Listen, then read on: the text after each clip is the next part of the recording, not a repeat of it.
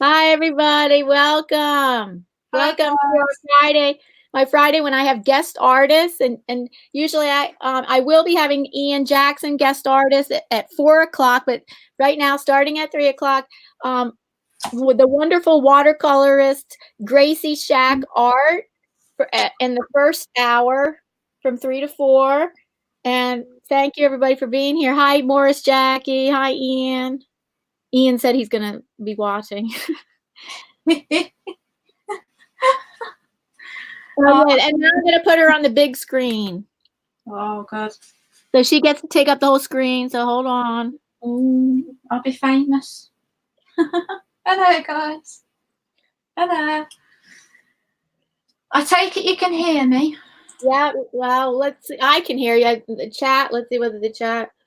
Yes, can you just say audio, yes, audio okay? Yeah, just to make sure.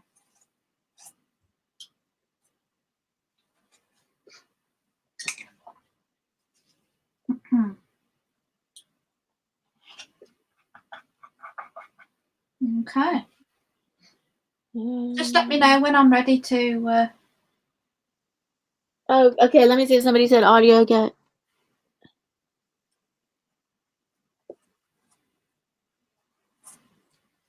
Yeah, Ian said audio's okay. So go ahead. Yes, let's start. Thank you very much. Thanks, guys.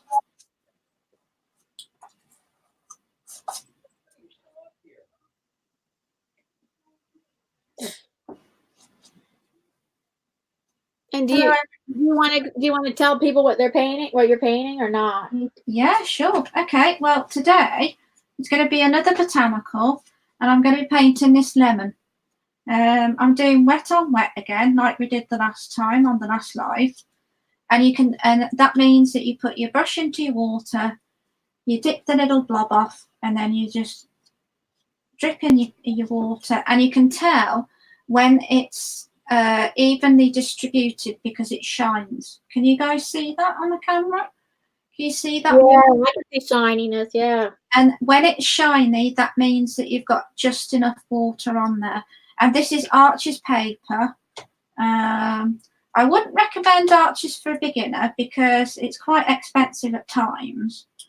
And I would recommend something a little bit more inexpensive. So I'd probably go for Strathmore, the brown cover, you know, the Strathmore with the brown cover.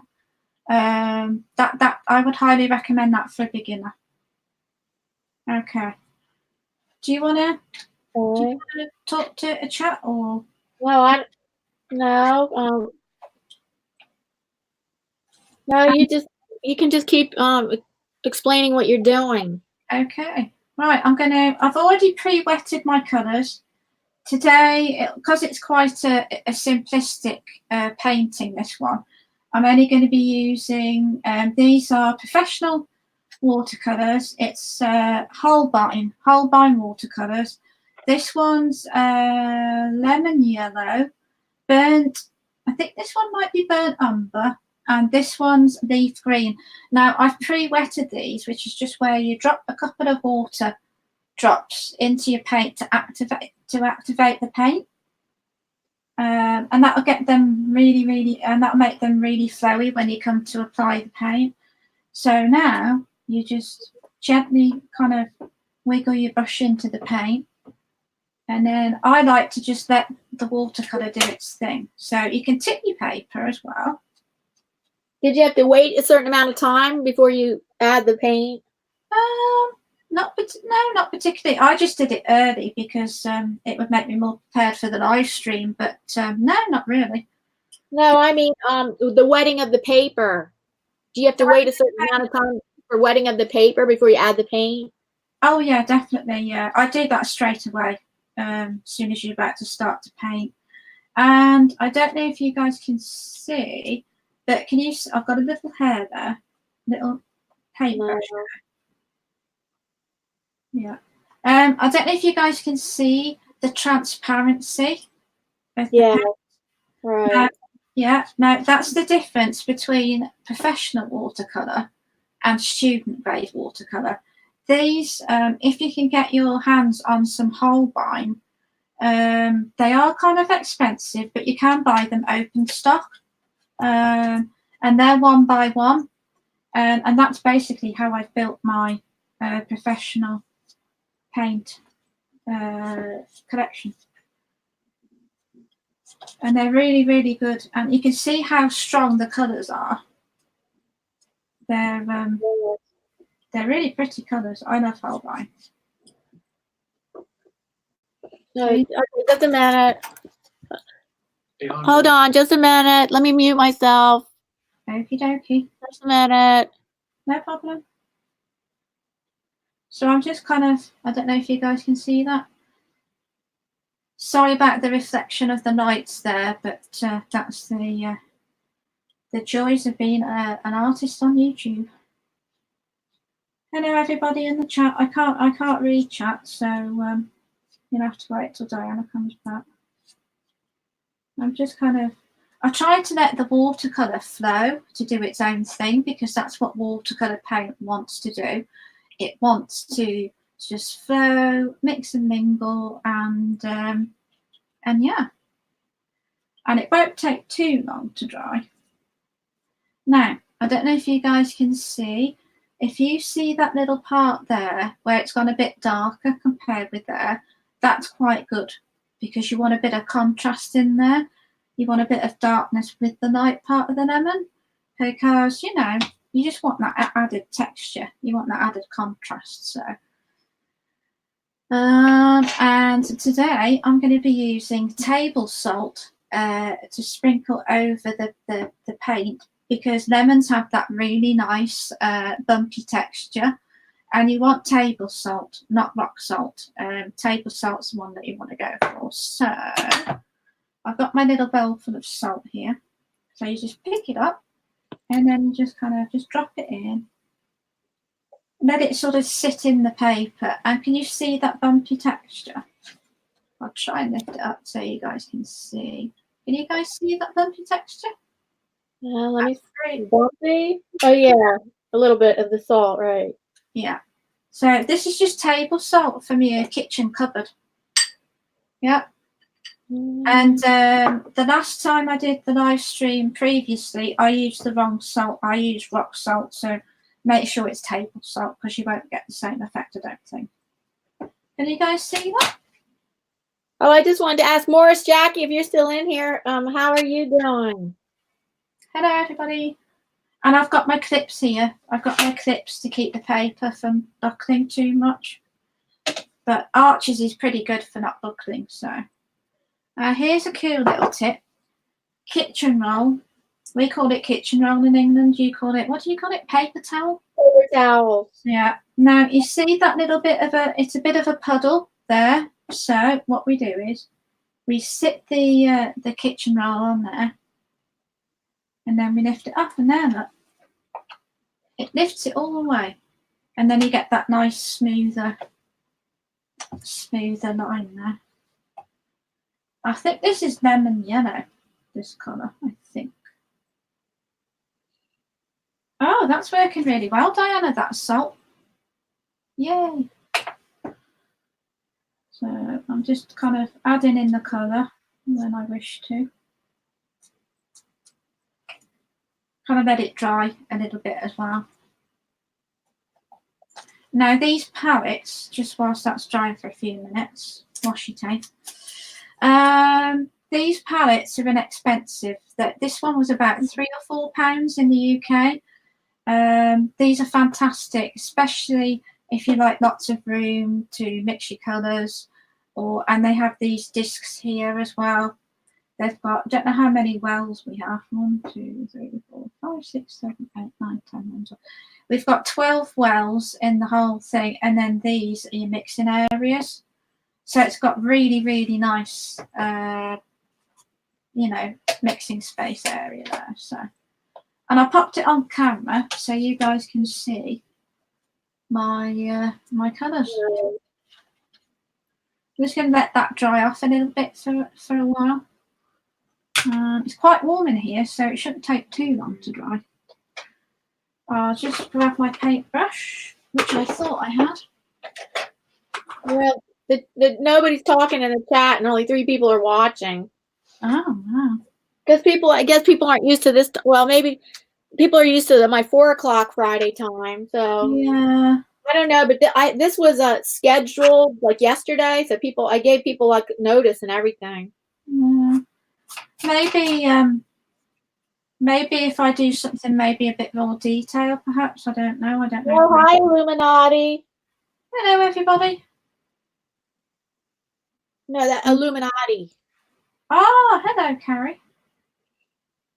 I'm just going to kind of let the paint do its thing. How are you doing, Carrie? Hi, Carrie. Yeah, maybe it's a bit early for people, maybe. I don't know. Who knows? All times of day. It's like, I don't know. I see live streams going on all times of day. True. Night, too. I can't believe it. There's this arts and crafter. She gets on in the middle of the night and gets 30, 40 people watching her in the middle of the night. My goodness. I don't know how they do that. Wow. Well, she has quite a following. She has many more subscribers than I do, so I don't know. Maybe. I don't know. There you go. It's looking like a lemon now. I might actually get a dark green as well. I'm going to get more than one shade of yellow. No, I need another shade of green just for the contrast in the leaves. So this is going to be Viridian Hue. And this one's Winsor & Newton Professional Watercolor, not Holbein, but the rest are Holbein. So no, it just adds a real nice kind of bit of contrast in the leaves. But will you be adding a shadow on the lemon? I will be, yeah. Okay. I'm just letting it kind of dry a bit, so, and then see what the colours look like. Carrie said live streams are always a hit and miss. Really? She thinks. Yeah. And then there's the thing, if you have a schedule where you always live stream at a certain time of day, same day of the week, same time, a schedule like that. I did have a schedule like that, and sometimes I'd have a good turnout, and other times I wouldn't.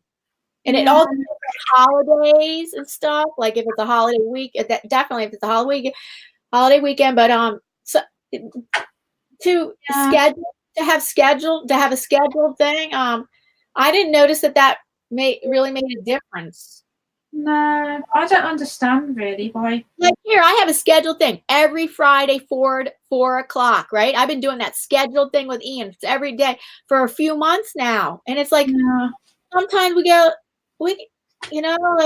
sometimes we get a few people, and then it's not like we kept getting more and more and more people. Like, it's not like it grew. You would think if you had something scheduled, you could have it possibly grow. Yeah. Viewership has not grown. It's like kind of like stayed the same, and I don't know. Maybe it's just a bit early for people. I don't know. Maybe people are, I don't know. Well, I can't do it later. No, I can't really. I mean, oh, I don't know. It's funny. YouTube's funny. I mean, I love YouTube. YouTube's like one of the best things I've ever done as an artist. But I do find it quite baffling at times. Well, it's more competitive. Actually, it's more competitive at night. There's a lot more people there. I think there's probably more people live streaming. Well, if you're talking about Eastern Standard Time, I don't know. In the United States time, there's only a 3-hour difference if you're not counting Hawaii. And in the evening time, Eastern Standard Time, there would be more competition. There's more competition. Yeah, there's going to be maybe more people can view, but there'll be more competition for live streams. Yeah, I can't quite work it out really. It's a bit. I mean, you get some YouTubers that are absolutely huge. I mean, like really. Yeah, it doesn't matter what time of day, because I've noticed this one live streamer that brings in like this one woman, and she just sits there and talks, and her live stream is like 40 people, usually on average 40 people all the time, and she live streams all different times a day. Wow. And it's always around 40 people. And does she just talk or? Yeah, it's just talk. Yeah, I know. It's funny. It's the same with me. I don't think you can figure it out. The best thing you could do is have it. I would have to say the best thing you could do is have a scheduled time where Yeah. people know you're going to be there at the same time every day, and that's supposedly that's the best thing. But I haven't noticed that it like grew my viewership. No, it's funny. I don't understand. I really don't. Oh, I don't know. Now then, what colour am I going to do for the shadow? Oh yeah, for the shadow of the lemon. Yeah, I'm just thinking maybe a cadmium yellow. I can never say cadmium. Cadmium. Cadmium. I can never say that word. Either that or purple is the opposite of yellow. Oh, that's true. Yeah, purple. Good thinking. And I do have a purple in here, I think. Yes, I do. Yep. I would cadmium yellow. I would use as a mid-tone, and then your darkest color would be the purple, and the mid-tone would be the cadmium, and your lightest color, I think, is already what you have already. Right. Okay. I would call that your lightest. Ah, now then, that's good. See, there we go. It's all about kind of just, having, kind of being. I don't know what I'm trying to say here. I think for that, what, learning? Kind of experiment with colours and open mind. Yeah, be experimenting. Yeah. And learning about color too, because there is color theory to learn. Yeah, I love colour theory actually. I quite enjoy colour theory. Mm. It's nice to do colour theory if I'm in a creative block, because I go back to basics. I go back to like learning things that you learned when you first started, just to break out of your creative block. Because at some point, I'm sure it happens to everybody. At some point. Now that's looking better, Diana. Oh right, yeah. Let me see. It looks a bit more realistic. Yeah, I like that shadow. So that's Holbein again. I'm reading what Pink wrote. I'm reading what Pink and Carrie have written.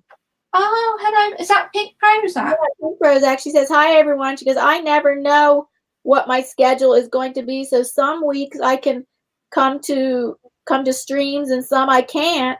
So it goes in spurts, and that's just me personally." And then Carrie said that person that always gets like 40 people, no matter maybe even if it's different times of day.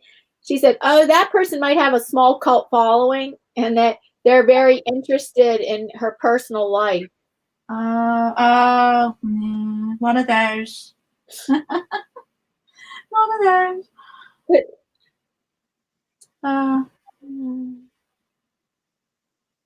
Sorry, go ahead. Sorry, I was. Oh, I was going to say something, and then I don't know. Oh, let me see what else people are saying. Pink says, if I'm at home working on something, I can have streams going on in the background. And then if I'm out with others, I can't. Yeah, that's true. That's very true. Yeah. Hello, Pink. I haven't spoken to you in a few. Don't know how long it's been. I assume Carrie's back on YouTube. Yeah. Well, Carrie's still in the chat. She says, yes, I love playing with colors. It's like a nonstop learning experience. Yeah, absolutely. She says, and then Pink says, hi, Gracie. Hi, Pink Prozac. Yeah, Pink, how are you doing? I'm okay, thank you. How are you? Pink, how are you? I'm pretty good, thank you. Yeah. What are you talking about? What's this? I said I was asking Pink how she is. Oh, sorry. I thought she was asking how I was. No, sorry. Maybe I should have had the Jack Daniels. Maybe. No, there's nothing wrong. I don't know. If you want to take a break and get some, you can. No, it's all right. It's all right. I'll cope. I don't even drink a lot, actually. I only have a little bit. I don't, you know. Look what Carrie said. Carrie said she has to delete her channel periodically because people follow her. Really? What's that supposed to mean? You mean like they stalk her? Follow me? That would scare me. Sue Sage ASMR, welcome. How are you, Sue Sage? Hello. Thank you, guys. We do appreciate you popping in chat. I can't understand deleting a channel like after you put so much work into it, and then you have to try to get subscribers all over again. Exactly. Yeah. Oh no. You're braver than I am, Carrie. Hi, Pappy Noon. Hi, Pappy Noon. How are you? How are you, Pappy? Hi, guys. Now that is looking like a lemon now. I'm going to go into my Viridian hue again. And then I'm going to add that again to add a bit more. Now, you see, I like this painting now, Diana. Now, you have never used purple as shadows and for yellow? Not really, no. Well, that's part of color theory. I know. I'm a bit, what's the word? I'm not very good at mixing colours. That's one area that I really need to kind of get to grips with. So yeah, I might actually see if they've got any books on colour theory. That would be Yeah, they got tons of books, or you can watch videos on it. Yeah, or videos. Yeah. Or if you prefer reading books, they got tons of books on color theory. Yeah. There's different kinds of color theory. Like there'll be I actually signed up for an online class called Harmonious Color Theory. Yeah. So I actually have to look at it more. And then there's your basic colors. I think every color theory, there's basic color theory, and then maybe after that, yeah, I don't know, maybe the author puts their own spin on it. Can you guys see those little veins in the leaves there? No, I can't. Just Can you guys see the veins in the leaves? Yeah, you just use the tip, the top of your paintbrush, and you just do these little scraping lines there. Look, you just scraping the lines. It's a really cool technique. Oh, I know that technique. Yeah. And then you just use the tip of your brush, and then you just do the little lines. It saves a lot of time from actually. And it looks more real. Yeah. See there, look. See that little? It's just a little scrape. It's a scraping line. And Sue Sage says she's enjoying the drawing. Very pretty. Oh, thank you. Appreciate that. Thank you. I might put a bit more salt on this, Diana, actually. Yeah, maybe, yeah. Because that would give that texture, that gives the exact texture that a lemon has. Table salt, guys. Okay. You just pick it up in it. Oh, here's how Pink is doing. She says, I'm good, but she's been busy and some weird health stuff and insurance stuff, and I'm trying to get sorted out, and she hates the dreary winter weather. Yeah, same. So I don't know if you guys. Oh, sorry. Sorry. Can you guys see that taking shape now with the lovely colour that Diana suggested? That's really helped it, that colour. And then you've got that colour on that side. Then you've got the how do you say it? Cadmium yellow. Cadmium. The M comes right after the D. Cadmium. Cadmium. There you go. I'll just say yellow. There you go. Dark yellow. You can't say cad yellow. Oh, cad yellow. I'll say cad yellow, cad red, cad orange. Yeah, cad yellow. There you go. I'm just kind of sprinkling it on. Really, I'm not doing anything. Nothing too crazy. Oh, I'm sorry to hear that, Pink. Sorry to hear about your the health and insurance issues. So that's table salt, guys. It's a really fun painting technique. Yeah, and I don't know if you guys can you guys see the lemon up close now? The what? Can you see it up close? Yeah, right. You can see that's called a bloom. that little bit where it's sort of, you know, dripped into the other part of the paint, that's called a bloom. Oh, right, the bloom. I can't see it. I know what it is, but I can't see it on camera that good. There you go. Can you see that now? It just kind of, it just kind of, it makes it look a bit more realistic, basically. Yeah. Mm-hmm. I like blooms in the watercolors. Yeah, and it kind of makes all the other colours pop. If you've got, you know, if you've got a few layers down, if you have quite a few layers of paint, that can really add the vibrancy for watercolor, because not every single watercolor brand of paint, it's not always going to be vibrant. Because, you know, a lot of people think, oh, watercolors, oh, they're going to be vibrant. That's not the case. Not always. Not always. Well, another thing about the complementary colors is that purple will make yellow pop, and yellow is going to make purple pop, and then the complementary colors blue and orange. Blue makes orange pop, and orange makes blue pop. Right. Red makes green pop. Green makes red pop. I mean, red makes green pop, because they're complementary. They're going to make each other more vibrant if they're next to each other. And if you tip your paper just gently, you can tip it, and then you can tap it on the top, on the side rather, and that helps get that lovely kind of. That's nice. And I don't know if you've noticed, but because this is professional paper, can you see how the watercolor, the watercolor wants to be free and flow, and it sort of glides along, like, you know, like when you go down a slide, it's got that kind of sliding motion going on. Yeah. It's a lot easier to work on. I'm going to do the same to this side. Oh, Pappy, how are you? Hello, Kathy. Pappy. Oh God, I can't scroll down. Pappy Noon, if you're still in here, how are you doing? Here we go. And if you just dab just so you dab it off, and then you don't get that water droplet on your painting. That's a little tip.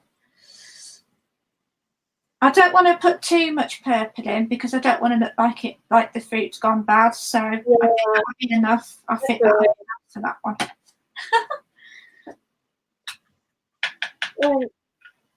The lemon is not sitting on a table. I don't know what to do really, whether to put it on a table or what. Because then you have to show a shadow underneath of it. Yeah, I might put a shadow. Maybe. I'm not sure. I have no idea. You did a shadow. Well, you might want to draw it with pencil lightly where you want it to go. Yeah.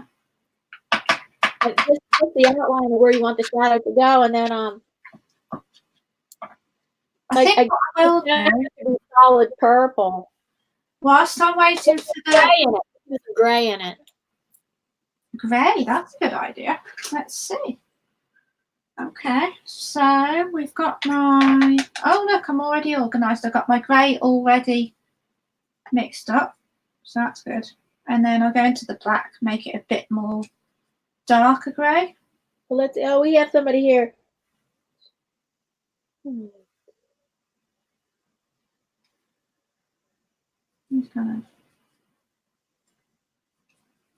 Don't know if you guys can see that there. Just trying to think where my shadow will go. Okay, so I'm just going to pre-wet this area. Just literally putting the water down again, wet on wet. And then I'm kind of just going to Oh no, who's this? Oh. Now, if that's too dark, what you do is you get your trusty piece of kitchen roll. You just sit that in there, on top of it rather, and then you let go, see, and it goes. It's really, really good technique. And you'll use that pretty much every time you paint. As long as you catch it right away. Yeah. That's good. You're starting out light. Yeah. Light to dark. Yeah. Now, I'm a watercolor painter, but I do use white gouache. Right. And I basically use white gouache because it's more opaque than watercolor. You can use Chinese white. The Chinese white is officially watercolor. Yeah. You can use white watercolor if that's what you like, but I personally prefer the thickness of gouache for my whites. And that's this is Holbein white gouache, and they come in quite big tubes of paint, the Holbein gouache, so you get a lot for your money. So I'm just going to rinse my brush off. Not sure about this shadow, Diane. I'm not sure if it's looking very shadowy yet. Yeah, because it needs to be a little darker. Maybe a bit darker. A darker little bit by bit. Just a bit by bit. Like just make it look a little bit darker. It's kind of painting is like anything in life. The more that you do, you need to touch the lemon. The more you learn. I mean, look at me. I mean, I've been painting 5 years. I'm still learning. I mean, you never give up. Keep going. I need to take heed of my own advice. Sue says, I agree. Watercolor is a bit tricky for me. A lot of people say that. Well, when you do wet on wet, that's the trickiest part. And then if you do dry on dry watercolor, just watercolor with hardly any water in it, right on dry paper, you can control watercolor very easily that way. Yeah. If you want all that fluid, flowy stuff, yeah, that takes practice. Yeah. And the thing is, you've got to let watercolor do its thing. I mean, it kind of depends on how you like to paint. If you like to paint, and push paint around, then that's fine. But I personally prefer let the paint do the work, because for me, that looks more realistic now with letting the paint, drip away, flow away, than it would be sort of, pushing it around. But it's personal preference, really. I mean, like I said, just play around and, just play and experiment and, we all learn. I'm still learning, so. And I'm just kind of twisting my little paintbrush, just kind of dabbing the paint on. How's the shadow looking now? Is that any better? Yeah, that's good because you made it touch the lemon a little bit. Yeah, there you go. Now, can you see how the white gouache stands out much more than the other white that we would use? It's a lot easier. Ask in the chat. In the chat, I can't quite tell. I can't quite see that. Oh, okay. About that white on the yellow is hard for me to say. Let me see if I blow up my screen. No. Oh, no, there you go. I can't tell the added white gouache. Yeah. It is very subtle, which is good. That's good. It's subtle. That's the white gouache there. Look, I put it in two wells, one there and one there. And then I've got my grey colour here. It's a lot thicker, guys, gouache. Gouache behaves very similar to watercolour, but it's got the consistency of acrylics gouache. Yeah, right. One of the main differences. And I'm just turning my brush like that. Just kind of, just adding that colour in slowly.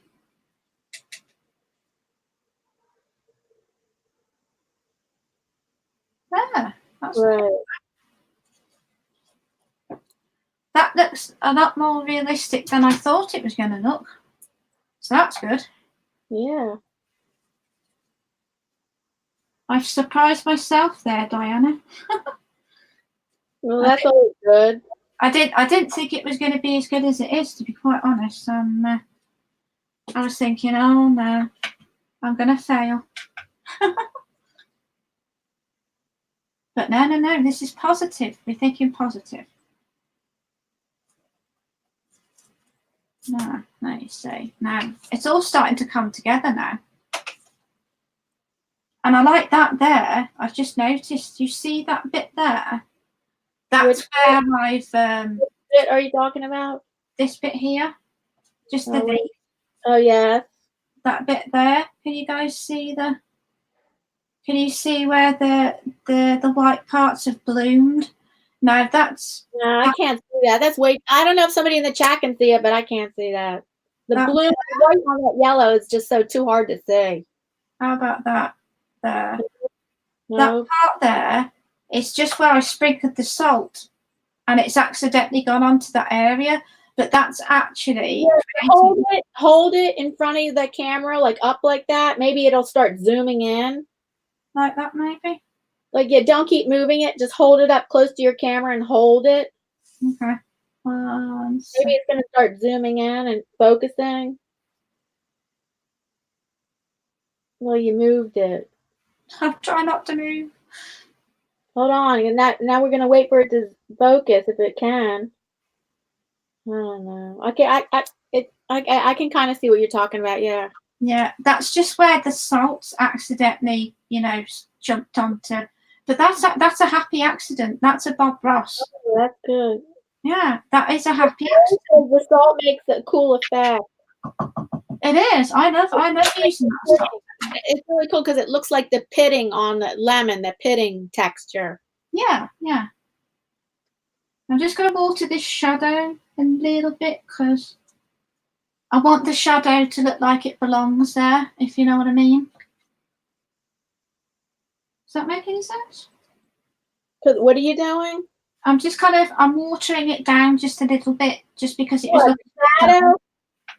Yeah, just the shadow, just there. Oh, I wouldn't. Well, that wouldn't have been what I would. I wouldn't water down the shadow. The shadow is very light as it is. Should I put a bit more? Let's have a look. I'll put a bit more. Watered it down. I thought the shadow was pretty light as it is. Okay. Oh, now hold on. That's a bit darker. Can you see that color there? That's a bit darker. So right there. Should we see? Let's have it. Is that too dark? Is there a way to test it on the paper? Let's see. And then, you don't like it, then if it is too dark, maybe just put that like right up. Don't put the whole shadow. Don't make the whole shadow like that. Just that part right up next to the lemon, because that would be the darkest that would be the darkest area of shadow. Yeah. The whole thing should not be that dark, but maybe right up to next to the lemon. If you're asking me, I'm just asking for my opinion. Yeah. Well, I'm learning here as well as teaching, if that makes any sense. Oh yeah, well, they always say that about teachers. Teachers are always learning themselves. Yeah. How is everybody in the chat doing today? It's Friday, isn't it, guys? Carrie says that's a pretty gray. Oh, thank you. I just love the Holbein. They're a really good brand, in my opinion. Very humble opinion. Did you see Dana's mother's video about Holbein testing the colours? No. Is that a recent video? It is, yeah. I think it's a new one. A new video. It was really good. There we go. That's looking better, Diana. Oh, that's nice. Do you think I should put maybe a tad of the purple in there? Because that's still like that was just gray that you did? Yeah. I don't know. Gray kind of mixed with that purple and did make it already purplish gray. Yeah. I think I'll leave the shadow. I think I'll good, yeah. Because if I play with that anymore, I think I'm going to lose the essence of what it is I'm trying to. I think that's good. I'm just gonna. How are we doing for time? We have 20 more minutes. Awesome. Well, I tell you what, can I just teach a couple of things that I've learned over the years? Please, we have 20 more minutes. That's fine. Well, I think that's going to be it for this guy. But I just want to talk for a couple of minutes because I just want to show you a couple of things that I've learned over the years. So I'm just gonna take my clips off, and that's the finished painting there. This is my latest paper. I shouldn't really use this for this, but never mind. I'm just going to show you what I mean about letting the watercolor do its own thing. Don't fight against it. Fight with, wet. That's talking about wet on wet, right? Yeah. So what you do is you make a rectangle. This is just for practice. And then you make a rectangle shape to start with. Oh, hold on. Morris Jackie Official says, wow, that's beautiful. Oh, thank you. Oh, yeah, I'm really pleased with this one, actually. There's the lemon. There's a finished lemon. Thank you. And let's see, hold on. I keep knocking the camera. So we just wet the paper into a little square. I don't know if you guys can actually see the little square there. This is just for practice, And then you get the colour, any colour, it doesn't have to be any colour in particular. I'm just going for the one that I've been using. And then you literally drop the paint and you tip the paper and you let it flow. You're working with the paint, you're not working against the paint. Oh, also, Carrie says, yes, very nice, Gracie. So glad you're painting live. Oh, thank you, Carrie. Thank you, guys. And then you tip the paper? Yeah, and then you tip the paper like that. And can you see it flow? Yeah. I never knew about tipping the paper. It makes sense. I never knew about that. I didn't know that. Yeah, you can do, yeah. And you can tap it as well. You can tap it on the side like that. Now, that would scare some people. Talking about tapping the edge of the paper, right? Yeah, yeah. You can either do the top or the side. I usually go from the side. And then, now that would scare some people when they first start because it's just flowing and they're like, oh, I can't control it. I can't control it. Just let it go. Let it, when I first started YouTube and I was starting teaching watercolor, I would always say, let it drip, let it rip. And that's basically let it rip. Yeah. That using those words, let it drip, let it rip, really, really helped me learn the wet on wet. Now, dry brush technique is the complete opposite. Dry brush is where you go into your paint, okay, like that, and then you keep dabbing the paint on your tissue or your kitchen roll, and then see, then that's really dry, so I need more colour on. And then dry brush is where you're literally drying with a dry brush like that, like for feathers or fur. Now that's one area where I do need to practice on fur. I'm not very good at painting fur at the minute, but that's dry brush. Can you see that, the dry brush there? Yeah. Doesn't have to be any colour. If you use the darker color, it would help. Seeing yellow on white is a little hard. Yeah. Okay. Let's go for a different colour there. Let's go for this one. No, I think this is indigo. I could be wrong. I think we're using indigo. Yeah, that'd be good. It's one of my favourite colours, indigo. You're just doing this, making marks on your paper. That's just dry brush. Bring it closer to your camera, please. You just dry brush. It's just for like things like feathers. Right. The dry brush is the most controllable. That is, yeah, absolutely, yeah. And that's almost looking like a whisker, that particular. I think it's indigo, I'm not sure. And if you get a good paper like Arches, can you see how many layers of paint that you can put on your paper? I mean, it's really quite amazing how many layers you can do on this paper. Yeah, have you done a lot of layers before on a watercolor? I have. I've done it up to at least 3 or 4 on Arches, Oh, okay. which is quite a lot actually for Glazing. Do you use that word in watercolor, glazing? we do, yeah. That's a yeah, glazing, yeah, and that's just a fancy term for layers, basically. And the more layers you do, But not really, because layer, if you just say layer, you don't know if that's a translucent, transparent, or opaque layer. If you say glazing, everybody pretty much knows glazing means it's translucent, transparent. right? Okay. Now, can you see that there? All of that. I've just done a circle like we did there with the rectangle. Yeah. And if you do this on inexpensive paper, guys, don't do this on your Arches. Do this on your your cheaper paper. And somebody watching this will be thinking, "Crikey, that's really scary." The way she's just letting the paint kind of go everywhere. But that's how I learned to watercolor.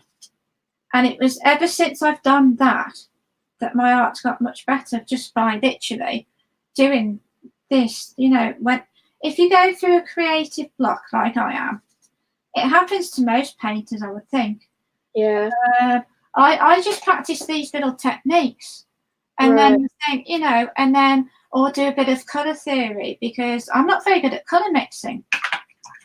And if you're in a creative block, it just helps you loosen up, loosen up when you're painting. So you're only adding color all around the outside edge, right?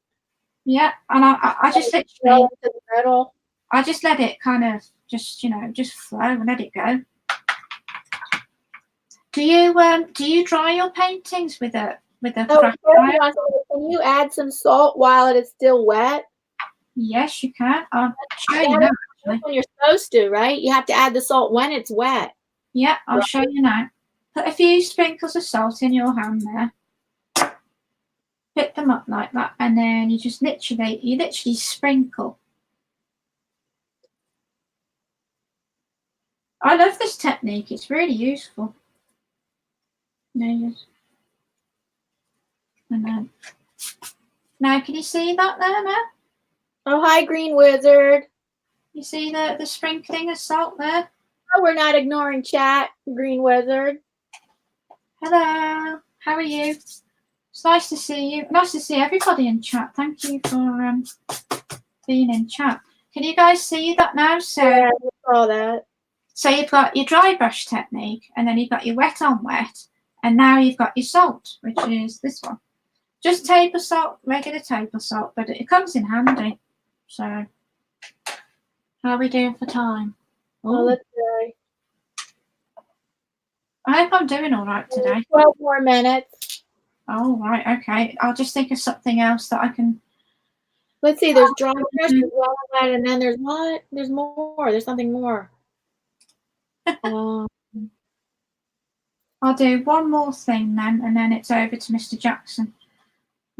Say you've laid your colour down on your paper. If Ian's in the chat, I think he is. Oh, right. Okay. We're able to start like 5 minutes early if we end if she ends at 5. Let's see. What do we say? Let's just see. I think you could probably go till 4. Let's see. Go ahead. Okay. Now, if you wanted to get rid of this dark colour, get your kitchen roll. You know what I'm going to say, don't you? Place it on top of the colour. And you see, you have to do it quite straight away, though. Otherwise, you're not going to get that colour off. I'll just share the painting for the people that are only just coming in. We did this lemon.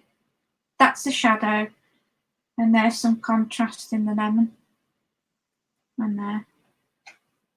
Just for the people who are, just popping. Terry says, "Oh, that's so pretty. It looks sparkly."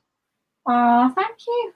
It does, yeah. And look how sparkly that is there, look. sparkly.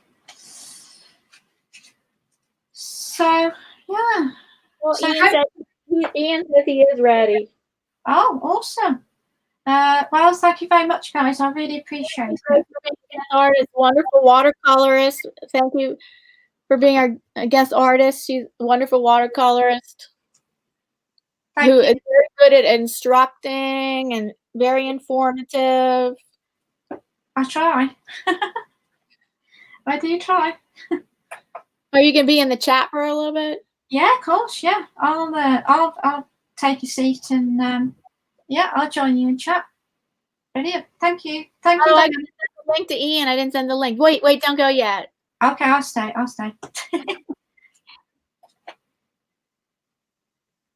Thank you very much for having me on the panel, Diana. You're welcome. And now I got to send. Wait, did I send the chat? Did I send the link to him already? Ian, did I send you the link already? Hold on. That's okay. Take your time.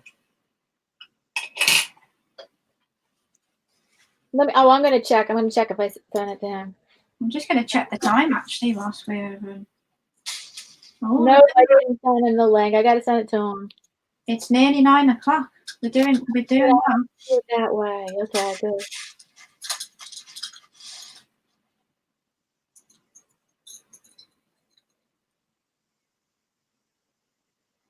Yeah, I finished on time, Diana. That's pretty good. Yeah, a little bit early. Yeah, we finished on time. Hopefully next time I might be able to do something a bit more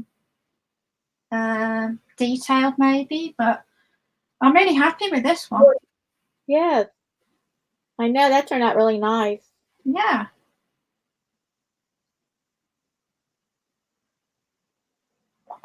I got my lemonade here. You're painting a lemon and you're drinking lemonade. Mm-hmm. Yeah.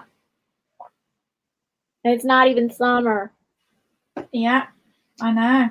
It's depressing, isn't it? Here's what Green Wizard says. He says, Green Wizard says, Gracie, practice, practice, practice. What is this? Bono needs it done right. Yeah, I know. Bono, I mean. I just hope that Bono never watches these. I'll be embarrassed. He won't. He never will. Oh my goodness. You have more chance of being struck by lightning 10 times in a row. Probably. Yeah, thank you for that, Diana. I mean, that would be very, no, that would even be very rare also. That would be most unfortunate. Oh God, that'd be horrible. Yeah, that's right. That was an unfortunate example that I said. Yeah, just a bit. I know. Mm. And yes, Ron, it is Aldi's lemonade before Ron asks. It's Aldi's lemonade. It's very nice. Is that where you do all your grocery shopping? Mostly, yeah. I like it because it's good value for money.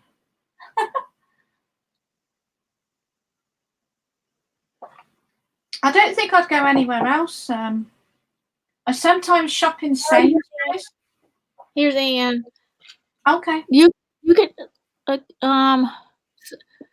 so I guess I'll see you. Okay, see you later.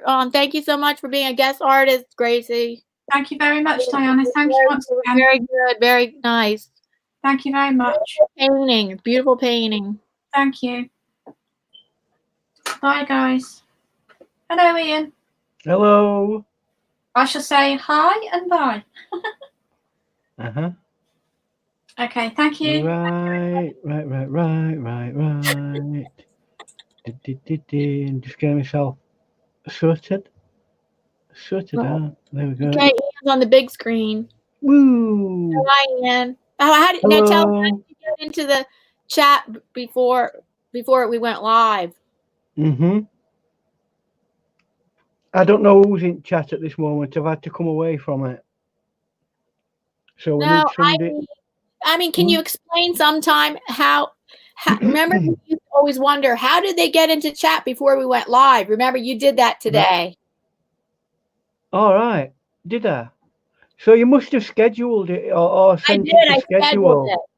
Yeah, I scheduled it. Well, if it's scheduled, you can enter it. You can enter into that area No, you know that's the whenever first you time I want. scheduled it. All the other times I didn't schedule it. Right. I'm pretty sure that all the other times I did not. No, I did not. All the other times I didn't schedule it. Somehow it says we're going to go live soon. And I'm like, okay, then anyway. Okay, welcome Ian Jackson, We're a artist. tiny bit early, so we'll wait until stragglers get in because they're always a tiny bit late, aren't they? Yeah. So, especially when you're your biggest fan, Slee Stack rules. you know, Sleeve Stack. And guess what it is? Oh, he said he couldn't. Ian Friday. Ian Friday. He said he could not make it last week because what was it? He was caught in a snowstorm. He was caught driving in a snowstorm. Yeah, you know, if I knew that if I knew that Ian Friday were on and it were my favourite show, I'd drive through snow to get to it. I demand better quality from my fans. Come on, up the pace, up the pace. I'm only kidding, guys. So how's your week been then? What? How has your week been? Oh, it's been a good week. Can't complain. So no rant of the week then this week. Oh yeah, I did have one. Now I forgot it. No, that's hardly a rant of the week. If you I thought of it last night. That's like a slight stress of the week, isn't it? If you forgot what it is that you. I should be prepared. Then I need to be prepared ahead of time. Every time now. Write it down. Write it down. You know the schedule, rant of the week, all that. I forgot you wanted to hear that. Now I get now I'm getting the drift. Okay. I don't know. How long have we been doing this? Have we been doing this for several months now, and we're just about getting drift? Yeah, that's right. Yay! Because I have something already in my head, and I didn't have to. Now I need to prepare. Now I need to have it ready. You need to have a schedule. These are the things that we do in this program. Rant of the week. What else do we do? I can't remember. How as bad as you are. Maybe I need to write it down. No, let's see. Oh, I think Green Wizard's talking to you. He says, LOL, you're safer on the floor in a rubber room or what? I'm safe on the. I'm not right sure what that means. I'm safer on the floor in a rubber room. Grayscale Painting says, hello, Ian and Diana. Hi, Grayscale. Hi, Tiffany Fine Art. Oh, Tiffany, hello, Tiffany. How are you doing, Grayscale and Tiffany? How are you guys doing? A Green Wizard. How are you doing? Is Maggie? She comes in just after, don't she? Mystic Unicorn. She's got a vehicle thing to do, hasn't she? I'm not sure. Let's see. She's got a palette from. Pretty much ruined my birthday, but what did? Then they all suck since I turned 30. Oh, you've had a recent birthday, Mystic? Oh yeah. She said that it was close to her birthday. Other week, yeah. Right. So I think most people are here now. How many have we got in chat? Are we nearly ready to make a start? Oh, hi, Bobby. Hi, Bobby. Nice to see you. Bobby dropped a link. Bobby, what that link, Bobby? And no problem, you dropped a link, but I just was wondering what that link. Oh, Mystic's birthday is next Thursday. Oh yeah, end of month. Is it the 30th? I'm sure she said last week, didn't she? I remember she said her birthday is the end of January. Yeah. Wow. Like that, yeah. It's Thursday, Yeah, January 3rd. I remember her mentioning it. But you know, because I'm a goldfish, I forget after 6 A seconds. goldfish, your memory, you have Yeah, very I've got a memory of a goldfish. memory. A goldfish memory, yeah. 30 seconds after learning it, I tend to end up forgetting it. We have 10 people watching. Oh, well, a bunch well. of people. Yeah, it's ready. You're ready to go because Grayscale Painting's in here. Green Wizard, Gracie, Mystic Unigon, Bobby's here. All important people are here, so we might as well make a start. Except for your biggest plan, Slee Stack Rule. Slee Stack, I'm disappointed. Comes in a little late. Come on, he's supposed to be my #1 fan. Where is he? Not here yet. He can watch back later. People have got busy lives, especially people who are stuck in snow. They've got a very busy life. And maybe I believe you've got still here. We've not had no snow whatsoever this year. No, we've only had a little bit of snow. Can that be Ranted? I mean, that's as bad as Ranted week gets this week. No snow this year already. No snow at all this winter. You careful what you wish for.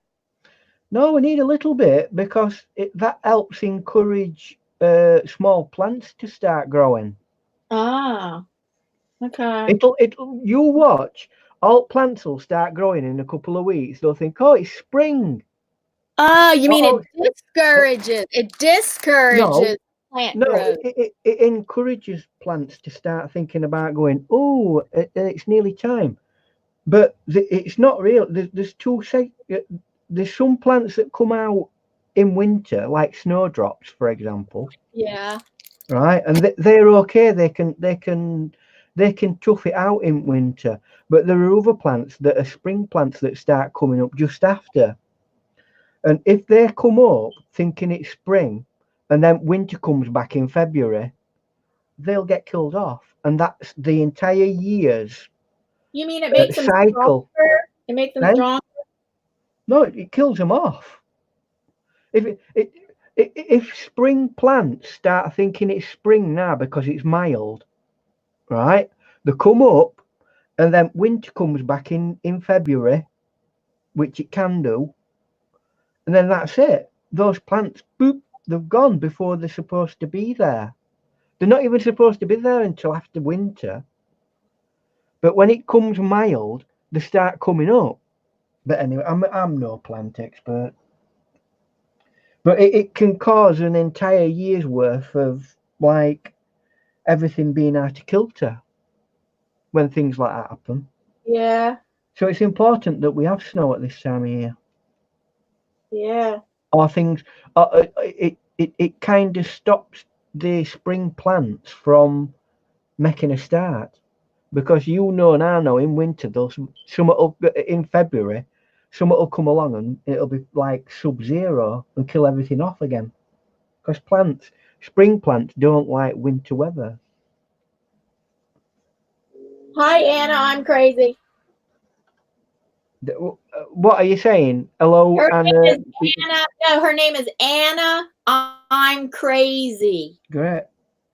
We always like quirky names. So I'm just trying to move everything so that you can see things and not have there's nothing in the way, is there? Any like little... Yeah. All your brushes are covering your paper. Yeah, I know. I'm on about on screen, like the time and everything. Hi, hippie chick. Hi again, Prozac.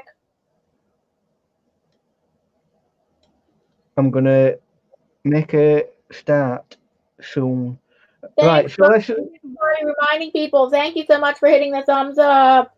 I'm going to be working with fairly small brushes, as you can see today. Not my big monsters that I normally work with. I.e. big monsters. These ones. Not for today. Right? I'm going to be working with a slightly smaller scale of brushes today. And there's a reason why. Now, what were we talking about last week when we asked about what kind of pictures we'd like to do next week. Yes. We were talking about Next week? Are you talking about what? we were talking about little animals, weren't we? Oh, I can't And remember. we got a request. I think Mystic Unigon asked for a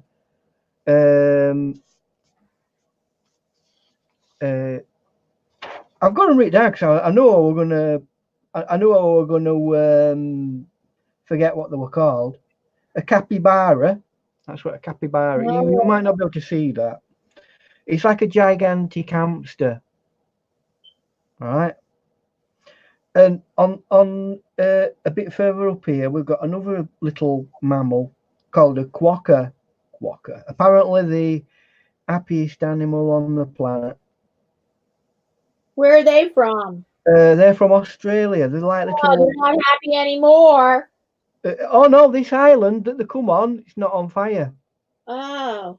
And apparently quokkas, right? One of the things they thrive on is in places where they've had forest fires and things like that. They Because thrive on that. they like to feed off new.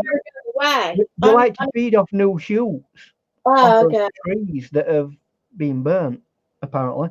So they could introduce them into the rest of Australia now, and they'd thrive. Wow. But there you go. I mean, putting that aside, and this thing here with the big eyes is a tarsier, and that's from the Philippines. It looks like a gremlin. So if you want to look these things up yourself, that's what they are. That's a tarsier, that's a quokka, and that's I've never heard of them. Of course, okay? there's so many animals. Of course, there's so many animals I've never heard of. Okay, but and these are capybaras. Capybara. I've seen capybaras before, and I know where a tarsier is. I've never actually. I've only ever seen one on a video. So no, it's not a kangaroo. It's a small. What's the little type of kangaroo? Like a miniature kangaroo. Oh, I can't remember. I don't know if I know that. Oh, but anyway, Mystic says I posted. She said Mystic says she posted a video of a capybara on Facebook. All right. Very good. So anyway, apparently a Joey hippie chick came up with it. Well, Joey's a baby kangaroo. Yeah, and so is a quokka, right? A baby kangaroo, a baby quokka is a joey, and that's what that is there. No, you'll see it. Well, you can't because it's the drawing. Because it's the drawing, you can't really see it. But once we get, but the point. Wait a minute. Madonna says a wallaby. It's a yes. A quokka is one of the smaller wallabies. It's like a miniature wallaby. Now I thought it were a kangaroo. It does look like a kangaroo. It looks like a cross between a rat and a kangaroo. Ooh, rat, yeah. No, honestly, they're really cute. When you look at them, you go and look at them. They're very cute. This is Year of the Rat. It is. No. Not yet. Few days. January 25th. Yeah, there you go. You got to get your cultural. Starting tomorrow. Close enough. Fair enough. Fair enough. You're a day off, but there you go. I mean, some people might take umbrage against you. Oh no, this is not. Well, I could say it's going to be. It is going to. Yes, it's coming towards. There we go. English. See, I mean, what cultural reference have we had on this show already? We've had English language lesson. We've learned about lots of little animals and what have you, and where they come from, and everything. And we've kept rant of the week down to a minimum this week because we're all happy. Okay, bye, Gracie. Take care. See you later, Gracie. But the point of this, right, is I don't want it to be. It's lots of different pictures, in one page. So it's like a, but I want it to have like a feel of it being together. Oh, I see. Yeah. Have you ever seen any paintings like if it's a portrait for Yeah, I've seen a like that. pet portrait? You might Yeah. have the dog's head Right. and then a full body shot down at the bottom or something like Yeah. that. So it's a combination of images. Although these are separate, different animals, Right. it's the same principle. So what we're going to do is create images, not massively detailed, but something that can all cohesively come together as a piece of illustration. Are these all Australian animals? No, that one, the tarsier, only lives in the Philippines. I thought This that's a one, koala. Oh, I see. That's not a koala. I see. I no, see. it's not a koala. I know it's got big ears and eyes, I and know. I didn't look at it close enough. Yeah. they're a weird looking. They look like gremlins, I see what you mean. I know it doesn't look not. It does and not look like a koala. they're very nocturnal. That's why they've got big eyes. Oh, okay. And they get a bit grumpy because people go and take photos of them in daytime and wake them up. So they've always got like a grumpy face. You know, like when you wake up on the morning, if somebody came and took a photo of you, that's the kind of face that they have. So anyway, this one is from Australia, one island off the south west coast of Australia. Forget what the name of the island is, to be honest with you, but that's where these quokkas come from. And this capybara can be found all over South America. It's actually a very, some people keep them as pets.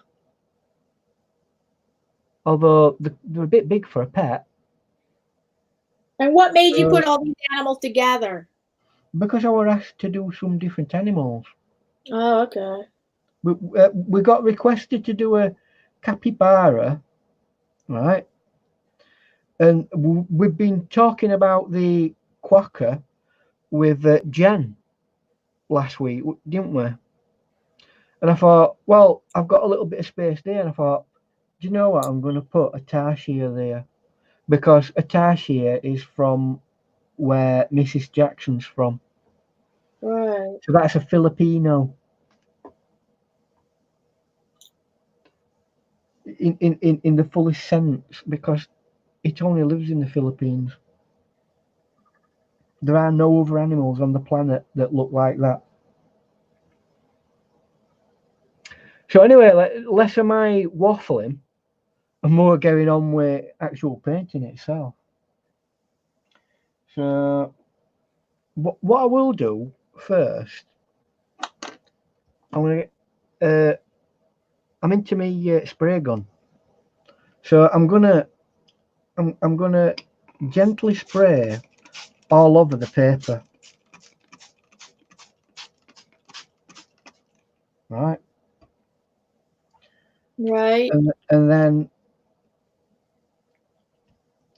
I'm just gonna get some color. If you spray all over the paper, are you going to do a one wash all over the paper? Yeah, a little bit, Because yeah. if you start one animal, like whatever you just sprayed is going to dry by the time you get to the next animal.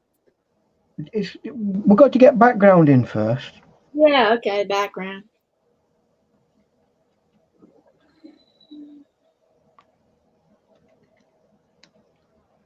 And I just want to get a little bit of. I mean, the idea is you could actually just leave it up completely white, and that's fine.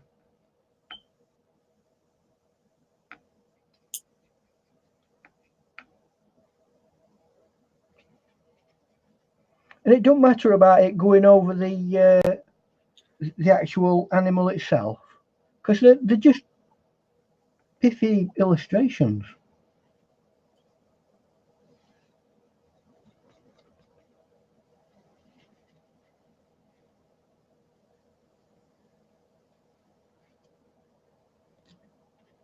Right, once we've, you'll see what I'm going to do in a bit. And then I'll check the chat in a minute. Oh, sorry. With instant messenger, I had to message somebody. All right. Very good. Then I'm gonna check the chat. Well, vast majority of that covered, right? I'm going to go back over this and make sure everything's absolutely soft and what have you.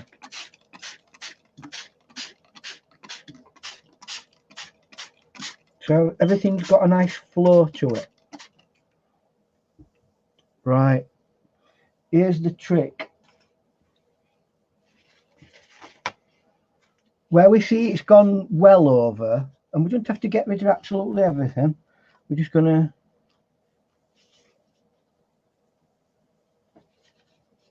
and in some cases you may not need to get rid of it anyway, because the animal is kind of that colour anyway. But it does help with the flow of the painting actually, that. And I'll just get rid of it.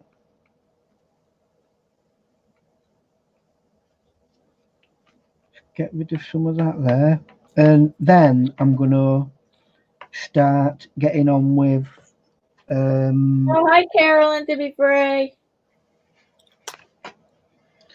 I'll start getting on with. And Ian, are you familiar with Tiffany's Fine Art channel? Right. Are you familiar with Tiffany's Fine Art channel? I am, yes. I've been over to watch one or two of her videos. Oh, yeah, you must love her. I mean, she's excellent oil painter. Yes. I've been quite busy getting my own videos up just over the last few days. Prepping a few more videos. Because unfortunately, I feel over the next few weeks I'm going to be busy away from the internet, as my wife may be going in for an operation. So, so I'm trying to get as many videos prepared and put up as I can, so I'm not away from the internet, as it were. Right. I'm happy that that's created a nice kind of backgroundy thing. So let's dry it off with Yodi Pink Lightsaber.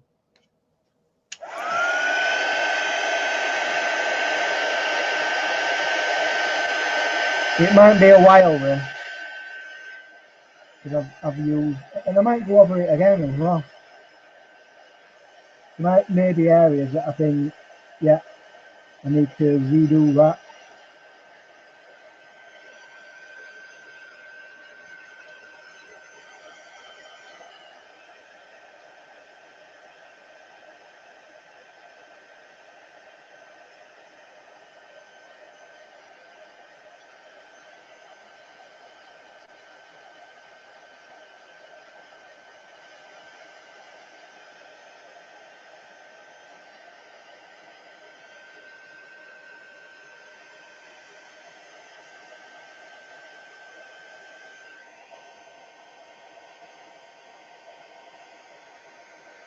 So you are allowed to talk. I know. Oh, I was checking the chat. I'm seeing if anybody says anything new or nothing. We got about 3 inches of snow the other day, and now tomorrow it's supposed to rain all day. And today was in the 50s. Well, you're getting the right mixed bag, aren't you?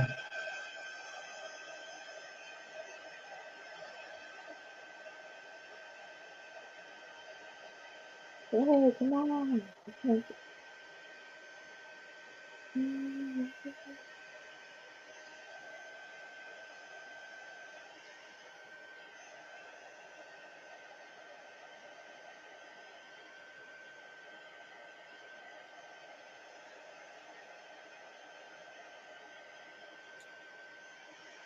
What's everybody doing this weekend?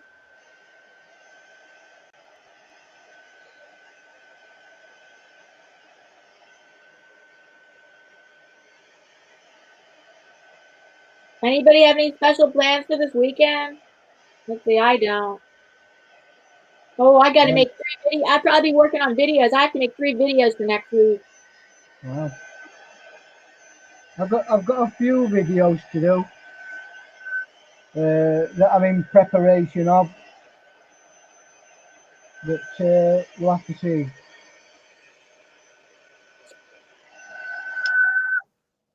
Right. Woohoo! I don't know if you can really see. Grace says weekend plans equal nothing. Oh, Yay. well, hopefully you're going to be You know what? painting. That's a good. Doing nothing's a great plan. It's better than being run off your feet, I can assure you. It's better than being stressed out by something. What did you say? It's better than rushed off your feet. Rushed off your feet. Yes. Might not be an American expression. I don't know. Oh, where is it? Where is it? Where is it? There we go. Same for Bobby. He says, "Not me. I'll be doing the same thing I do every weekend. Nothing." Yay. Right, so. Hey, Grayscale, you're in good company. Bobby's doing nothing too. Oh no. Tiffany says, "No big plans, but I love that. It is my only day I get to do nothing." She loves doing nothing. Because I know what you have. You know what? You have a couple small kids, right? Small toddlers. Tiffany, I think she has some. How old are you? Whatever. You have some small kids, right? I'm a firm believer in some of the horrible diseases that are existing in our generation are down to the fact that we don't gear down. Too much, you mean? We do too much, yeah. And we stress his body, and then his body's got to try to recover for next week's worth of stress. And then we wonder why we're ill. And I'm talking about things like I'm talking about things like cancer and stuff like that. Yeah. And it's time now for people to wake up and smell the coffee. We can't be 24-hour-a-day robots. Madonna says she's finishing putting beadboard up in the bathroom and painting. Oh, that's quite a project. And then Tiffany says, yeah, she has 2 kids under 5, and Madonna. Well, I mean, that's a job in itself, isn't it? Oh yeah, that's a job. So that's why she loves having to do nothing. Mystic says, I'll probably be trying to catch up on sleep, and then it's going to rain tonight. The rain tonight should help. It's been hard to sleep with a sore throat, with a sore toe. Sore toe is a sore toe. Sore toe? Oh. Not throat, sore toe. Oh, I've got a sore throat. I don't know if you can hear my deep voice. I did. I was almost going to ask you if you were sick. I thought I could hear something. Yeah, I've still got a bit of a cold. Right, so I'll give it a second dousing, and we'll try and. What's wrong with your toe, Vic?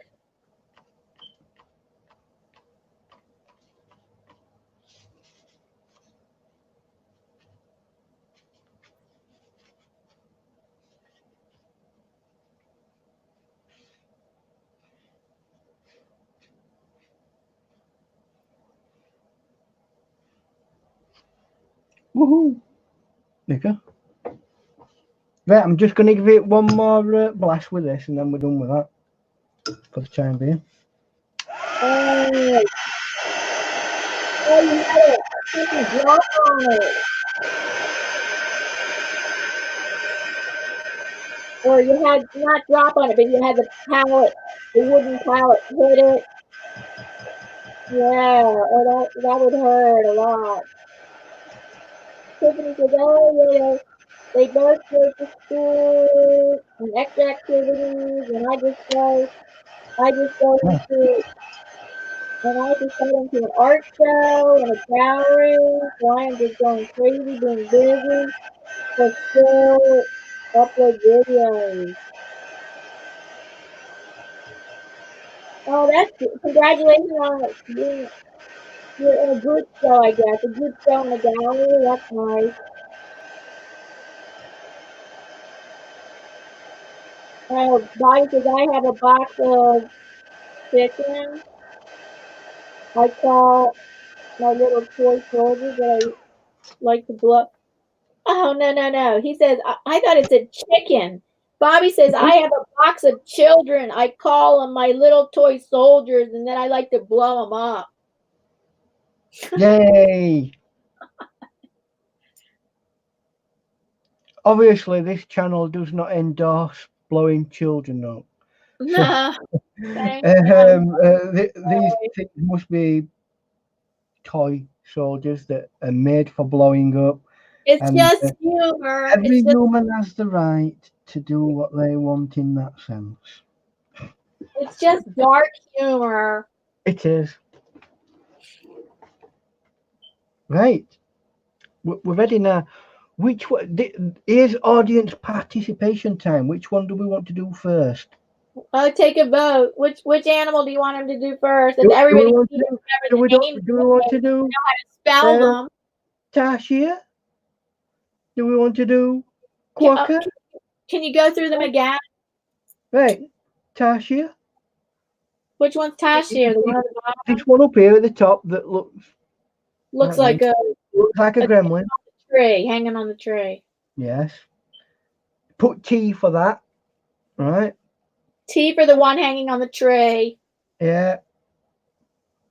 Put Q for Quokka. Q. Q for the one that has a pouch. That looks like a little kangaroo. Or C for capybara. Oh, okay. Which one does people want? I Have a look. I vote T. You've got 1 minute.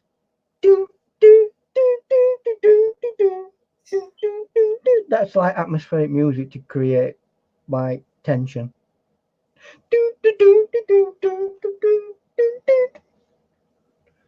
Although I couldn't do that.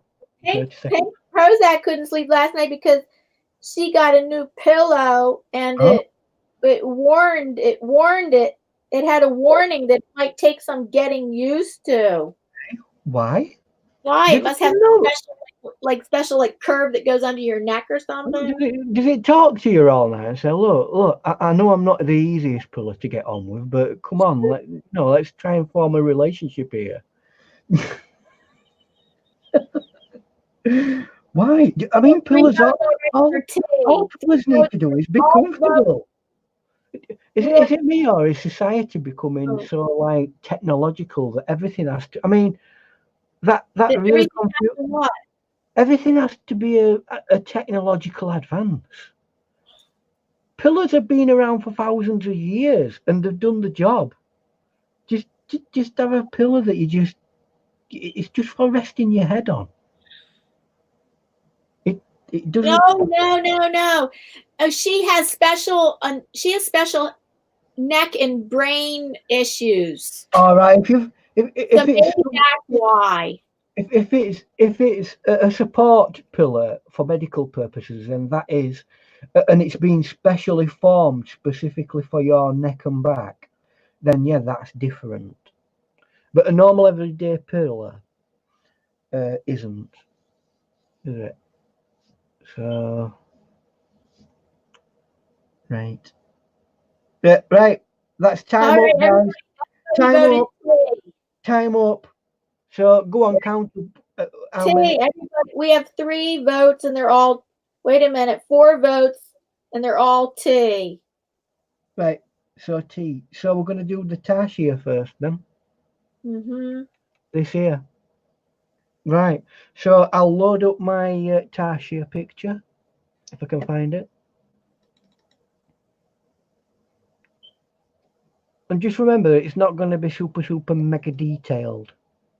No, Grayscale said something funny. He said he has a pillow like that, but he has a pillow like that, but the staples in it might have something to do with it. Yeah, I keep saying I've got to change my nail mattress.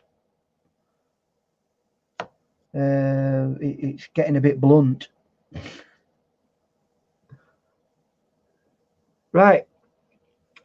All of these animals are furry in different ways. some have got very tight knit fur, some have got very fluffy fur, and some have got long, flary fur. So it's a good way of experimenting with various different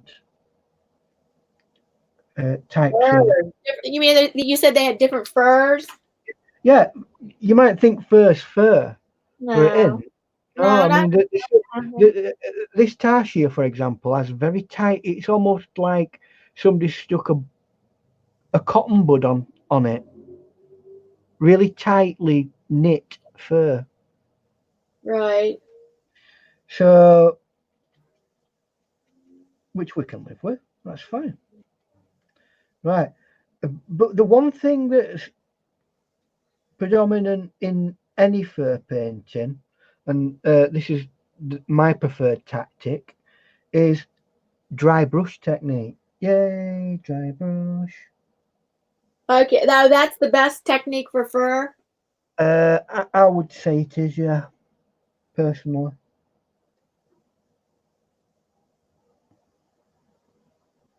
And just build up layers of this kind of thing.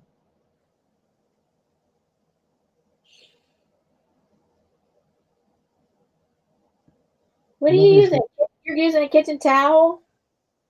hey, no, I'm using a brush. Oh my good. I'm back. I'm behind. I have to. The thing I have to bring. I was behind. I've been using this brush for about 5 minutes. I know. See, on my iPad, it goes behind. It gets behind, so I have to scoot it forward. I don't know how it gets behind, but I have to scoot the thing forward for it to be in the right time. All right. Some of these tablets and things like that, not necessarily the best things to watch videos on because Well, I don't. they're my thing. I love my iPad. Yep, they're my thing. I no, you can't talk me out of it. I love my iPad.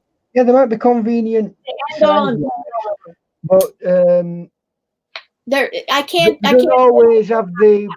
all the things that you need on it.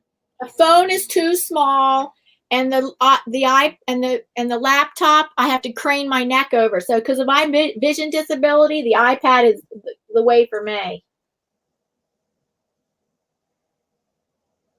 So we've got our first coating basically there, and you might not see. We'll make sure that that's a lot more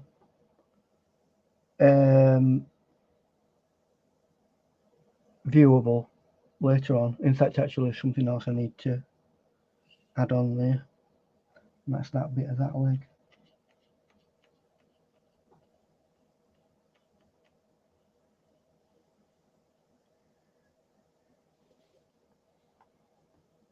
Right. I'll be right back. I have to take a break. All right. Just for a second, just for a minute or so. I'll be right back. Leaving me all on my own. I've been sitting the whole time. My leg got real stiff.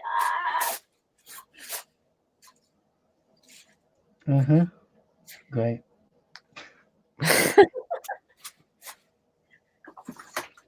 Right, I'm going to change my water over because that's khaki and horrible. Khaki and horrible. And,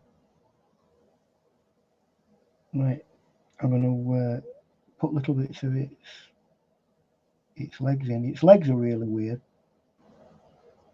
But we're just getting a bit of colour in first. And then, oh, by the way, one thing I've not mentioned is these paints are Senneliers. So that's worth taking into account. And something that we need to try and have a look at. I'll see if I can make a nice pinky colour. Now, standard procedure for making a pink colour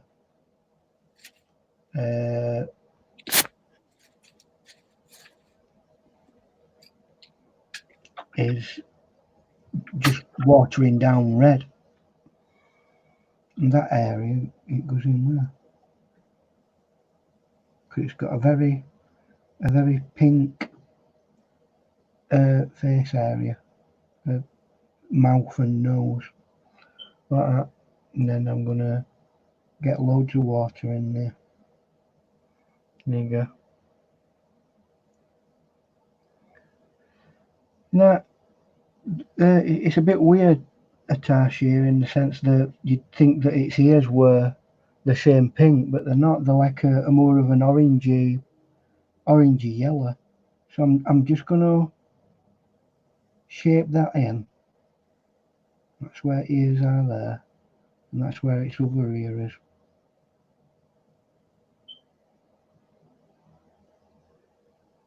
Now just to help that out a bit, and a bit of that.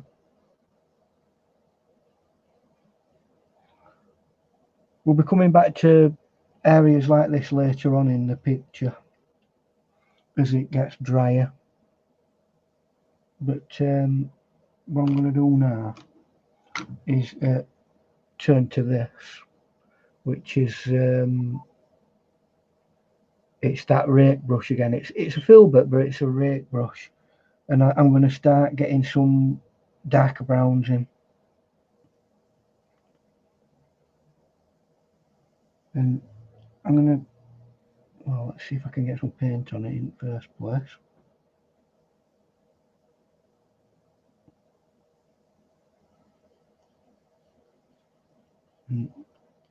And start giving it this idea that it's fur. But it's slightly difficult to tell on this particular picture exactly where light's coming from. So I'm a bit stuck at the moment. See if I can.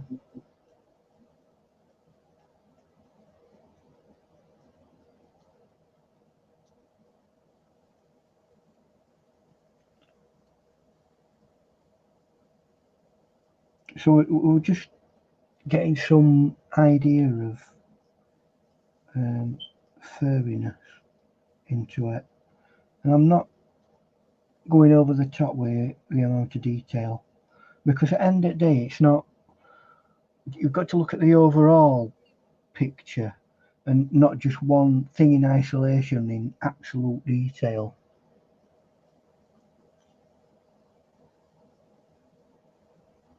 Those of you who watch regularly know that I'm not a massive detail person anyway. I like to try and bypass it if I possibly can, unless it absolutely contributes to the overall painting in a good way.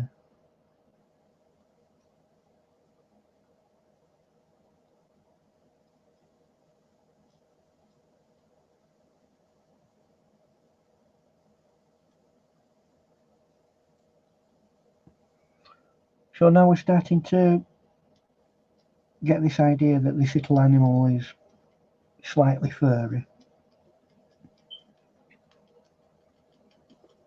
And notice, rather than painting a line, I'm creating a broken edge.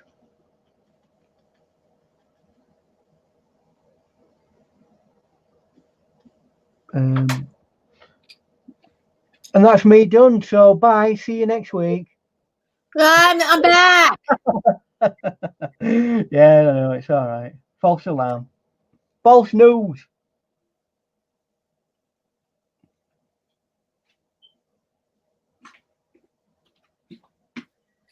Okay, what? That's it. You're. No. Have you got a cold? Gotta check the chat. Have you got a cold? No. Are you sure? Yeah. Uh-huh. It's all right. And I'm just really like getting some definition in various areas.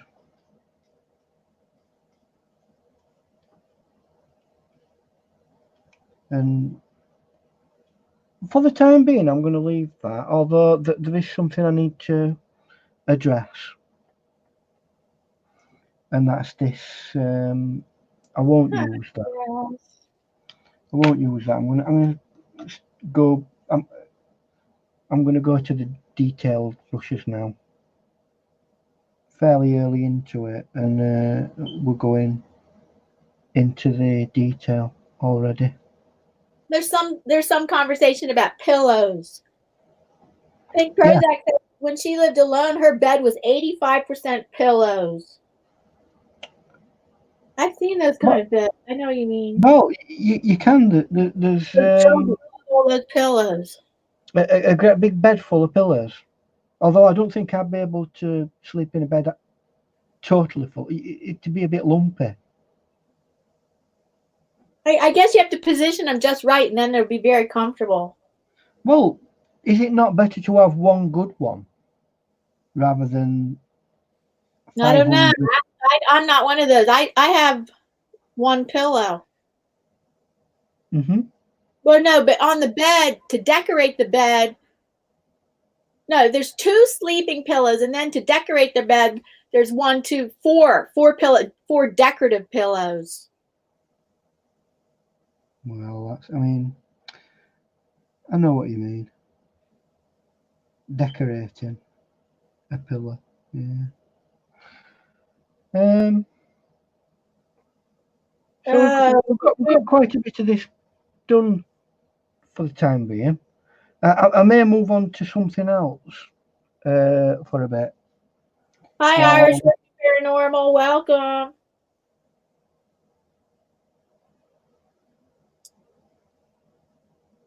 How are you doing? How are you doing, Irish Whiskey Paranormal? How are you?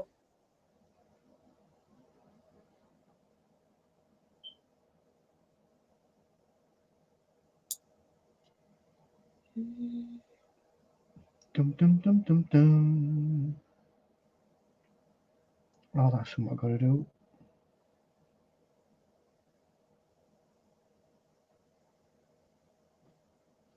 Its little hands are pink as well. So I'm going to just block that in for the time being. Get some blocking in done. And let's see if I can make sure that that's very watery. And it comes right to about there. Oh, Irish Whiskey Paranormal says, "Oh, is it he or she thinking about lunch?" What? Wow. Oh, lunch. You must live on the West Coast. West Coast. You Irish Whiskey Paranormal. You live in the West Coast? And so what time is it on East Coast? Is it after 4 o'clock?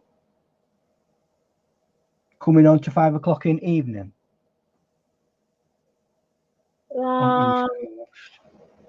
They're 3 hours behind me. They're 3 hours behind East Coast. So we're coming on 5 o'clock, so it's around 2 o'clock. It's 2 o'clock Pacific time. Right. Oh yes, they say yep. They're Pacific time. Grayscale Painting says his ex-wife had decorative pillows she had to remove every day. He says I removed them with a match. He removed them with a match. They can be, you know what, beds are a practical thing to sleep on, and sometimes, I mean, you can waste so much time faffing about taking bits off a bed. It doesn't take that long. Oh, but if you have to do it all the time, it's an annoyance. It's worth it because I like how it looks. It's only 4 decorative pillows. Yeah, fair enough if it's only 4, but some people take it to such a massive extreme that you can't see the bed for pillow. Yeah, that's right. And then it no longer becomes practical as a bed. It becomes all it is a decorative part of the house that you want to show off, and that's not what a bed's for. But I don't. And you can decorate. You can decorate a bed in more practical ways than just putting pillows on them. What about putting a nice handmade fleece on it or something like that? Mm-hmm. You know, something that you've like, uh, what they call it, a patchwork thing that you've sewn together yourself, something that you could be proud of. Mm-hmm. Because most of these things that they get these pillars, they're all like stuff from IKEA or something like that. Not that there's out wrong with IKEA, it's just like a little bit 10 a penny, aren't they?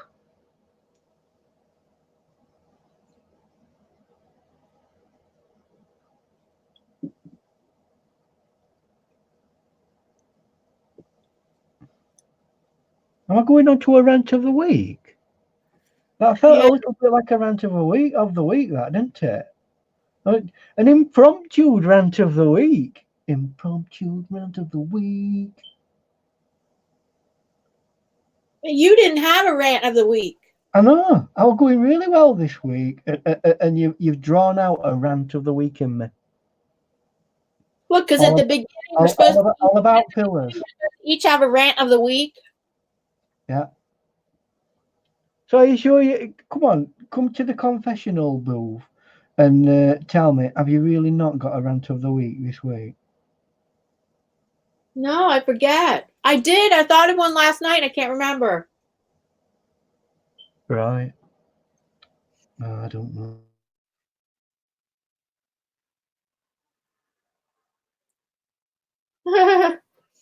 Grayscale says, I have a 140-pound pillow that lays on me and drools. The ex did the same thing. Oh, God.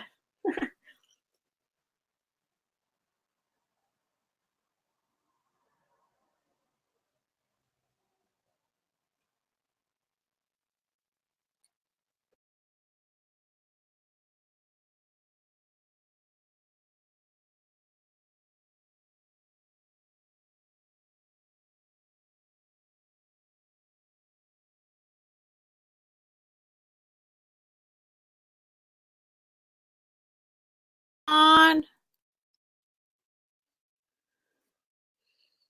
Is the stream gone?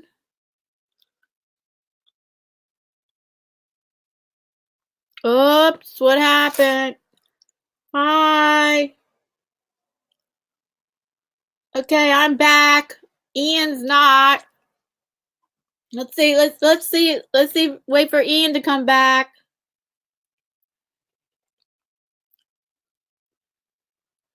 Something happened on my end too. So something. Can you hear me? Because StreamYard dropped and it went to the white. It went to the white StreamYard screen, and then I'm thinking, like, did the whole thing end? And then I pressed the blue button to come back, and the screen was black, still black for about a minute, and then Ian got dropped too. So I don't know what happened. Can you still hear? The audio is still fine. Look, I look so upset. Oh, okay. We didn't lose everything. So we're gonna waiting for Ian to come back.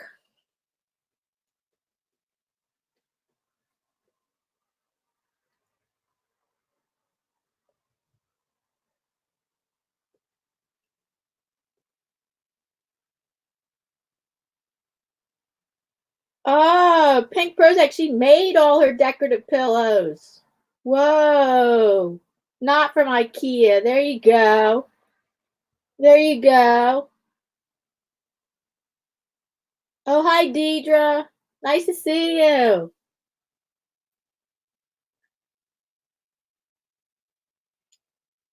Oh, let me check instant messenger from. Nice to see you, Deidre. How are you doing? She said maybe StreamYard is having issues of working on something. Yes, maybe. Oh, wait, let me check. He sent me an instant message.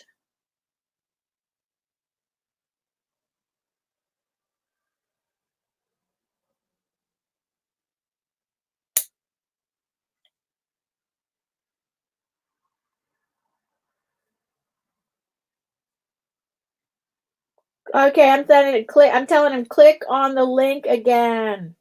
It's still good.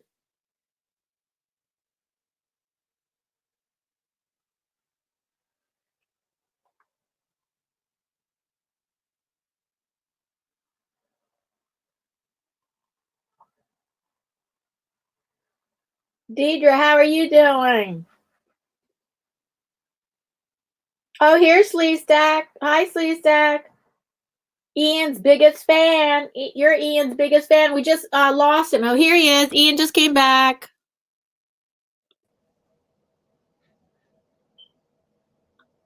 Oh yes, I got dropped off the screen and I thought I was totally disconnected, but I wasn't, and I was able to come back on the same link. I was able to come back right on.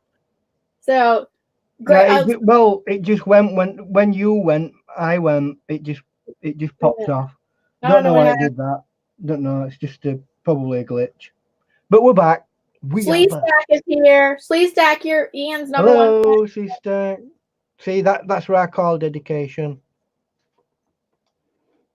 He said he's so sorry you missed last week. He says, please don't be angry. I'll try not to be. Your number one fan status is dropping like a lead balloon. Only kidding, guys. I found my number one fan is my shadow. It follows me everywhere. It does. It follows me everywhere. Oh yeah, when I'm on live, everywhere I go, it follows me. When I'm on live stream, Nightbot's my number one fan.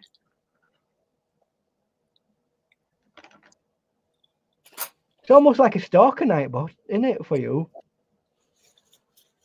It's almost got a stalker status. I put it in there. So for the time being, anyway, we've got this done. Right, our little tash here. There's detailing to be done, but we'll do that later. So let's see if we can block this. What's this next one? We've got two left. There's Quokka, or is Capybara. Which one do we want next? Quokka or Capybara? I knew I was going to say that. Capybara. It don't matter. Capybara. So we've got this giant hamster or this miniature kangaroo. Which one do we want? What's next? We've got to be quick because we've only got another hour left on the normal scheduled show. But I am going to call extra time as well because we've obviously had a bit of an intermission. So, hello? It's number 2 or 3. Well, they don't know what two. I've not numbered them. So it's right. either Q for Quacker. This is the Quacker, the rat thing. Or C for the Capybara, which is like an excuse for an hamster. The Quokka looks like the little kangaroo. We're gonna do that next. The Quokka looks like the kangaroo. There, that. It's like a little kangaroo. Right. Madonna voted for mini kangaroo. Mini kangaroo. And so I'm gonna give it too. 30 seconds, guys. Okay, who else wants to vote?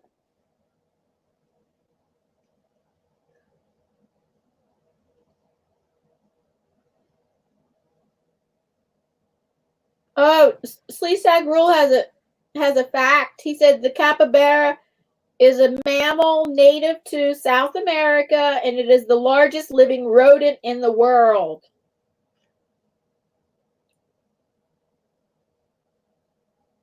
Voting over. Yes, you're right.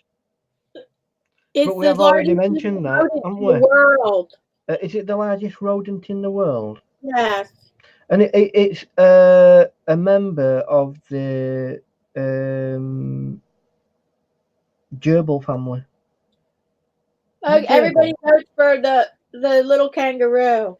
Miniature kangaroo next. Right, fair enough. Lori Giles, hi. We shall do the miniature kangaroo next. Oh, oh, oh. Where have I put the miniature kangaroo? There it is. Now this little animal, it's more like it's not got a fluffy fur. It's got normal, more. It's got a fur that you'd expect on a mouse kind of fur, but it's all grey. So we're gonna handle this a little bit differently. So I'm gonna use my little brush like that, and I'm gonna make like a neutral, and that's by just giving general colours all together, all sorts of different greys, neutral colours, and just generally just putting them all together, and it neutralizes. It turns into mud. Yay, mud, mud, glorious mud. Let's get some of that as well. Right, I think I'm all mudded up now. That's what you want it. It has to be mud. Yeah, It's like the one time you want mud. yeah, it is. Yeah, because that's what it's a grey.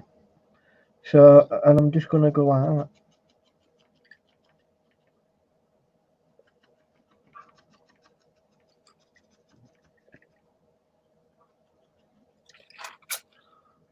And I'm different levels of mud. You want warm mud and you want cool mud. If you know what I mean. Yeah, like there's warm gray and cool gray, warm browns and cool browns. That's right. And that's what helps you. If you're doing something that's very muted in colour, that's what helps you create interest in your painting. By adding warm and cool areas to it.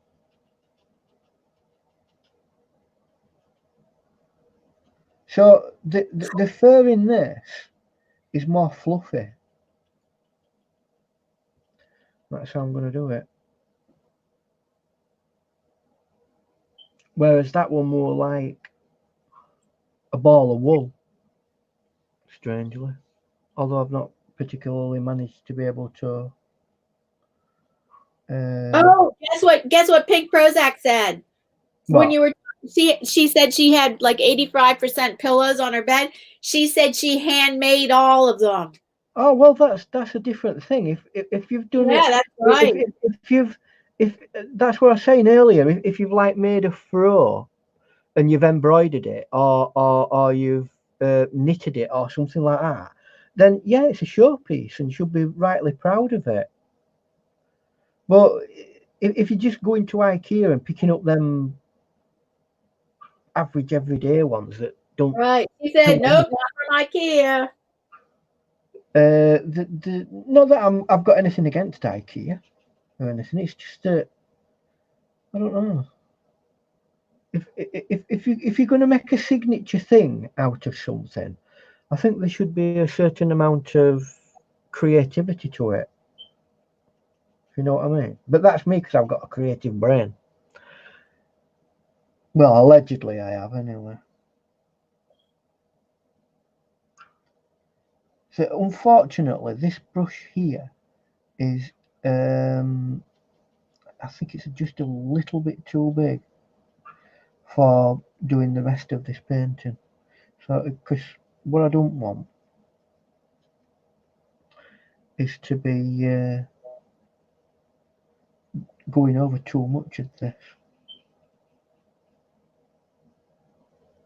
Lori Files, who is from Australia, she said the miniature kangaroos there are known as potaroos. Is that a species? A species of them? Well, this one they call them quokkas. They come from a specific island in Australia. Yeah, maybe Lori knows the name of that little island. And it's off this. Southwest coast of Australia. She As far said as it's I know it is. pronounced Pot-a-roo. Pot or ruse. Pot or ruse. Potteroos. Potoroos. Potoras. Potatoes. Yeah. Potteroos. Weren't that a game? No, that's Buckaroo, isn't it? Oh dear. Buckaroo! Did you not have Buckaroo in America? She knows the name of that island. Oh, go on then. Give some It's called facts. Rottnest Island. It is Rottnest Island, yes. Now she's saying that, I remember. And she says that the quokkas are the funniest animals. They are, because when you look at the face, right, up as a close-up picture, it's almost as though Walt Disney designed them. And she says they're endangered. In the sense that they only exist on that island. Yeah. They only exist in one place on planet. So yeah, they are. But on the island, there's tens of thousands of them. You know what I mean?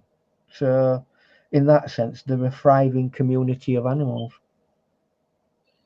Right.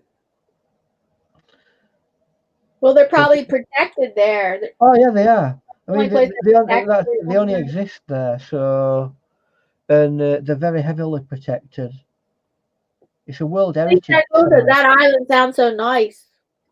You can go and visit it, and people live there, and they've made a living out of looking after the quokkas. It has a weird name, though. What is it? What's the name of that island? Rottnest Island. Rottnest Island. Okay. Yeah, and there's a reason why it's called that, actually, because I looked it up.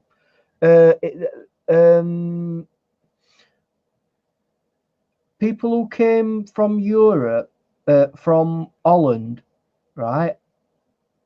They saw these animals, and they thought they were rats. Right. And the word rot. Okay. That's their word for, yeah, rat nest island. That's how the island got its name. From people in Europe coming to it and going, oh, it's an island and it's got these rat creatures on it. We'll call it Rottnest Island. And she said the whole island is totally protected and it's a wildlife park. It is, yeah. And it's got special laws as well. Specifically, if you go and feed one of these, animals, right, you can be fined several $100 just for feeding them, because they can suffer from diseases if you do it. You see, so which is only right. You shouldn't really. The wild animals, and they might come up to you and pester you for food, and your natural instinct is, oh, let's feed it. Yeah, but you might be doing them more damage than what you think you are. So you have to be careful. So people are warned not to feed them, which is fine, because there's plenty of food for them, and there's no natural predators on that island as well for them. So they've thrived in real terms. So I'm getting some darker colours in now, and we're going to get a little bit of definition here and there. And again, it's like, it's dry brushwork. Yeah, Lori says, yes, they don't like you to feed the animals, and she goes, we have problems with dingoes on Fraser Island because people feed them. Right, yeah. I mean, it's a bit strange with dingoes because they can be misinterpreted as, you know, just everyday dogs, but I can see how packs of wild dogs could be a serious problem. You know, that's not well looked after and catered for.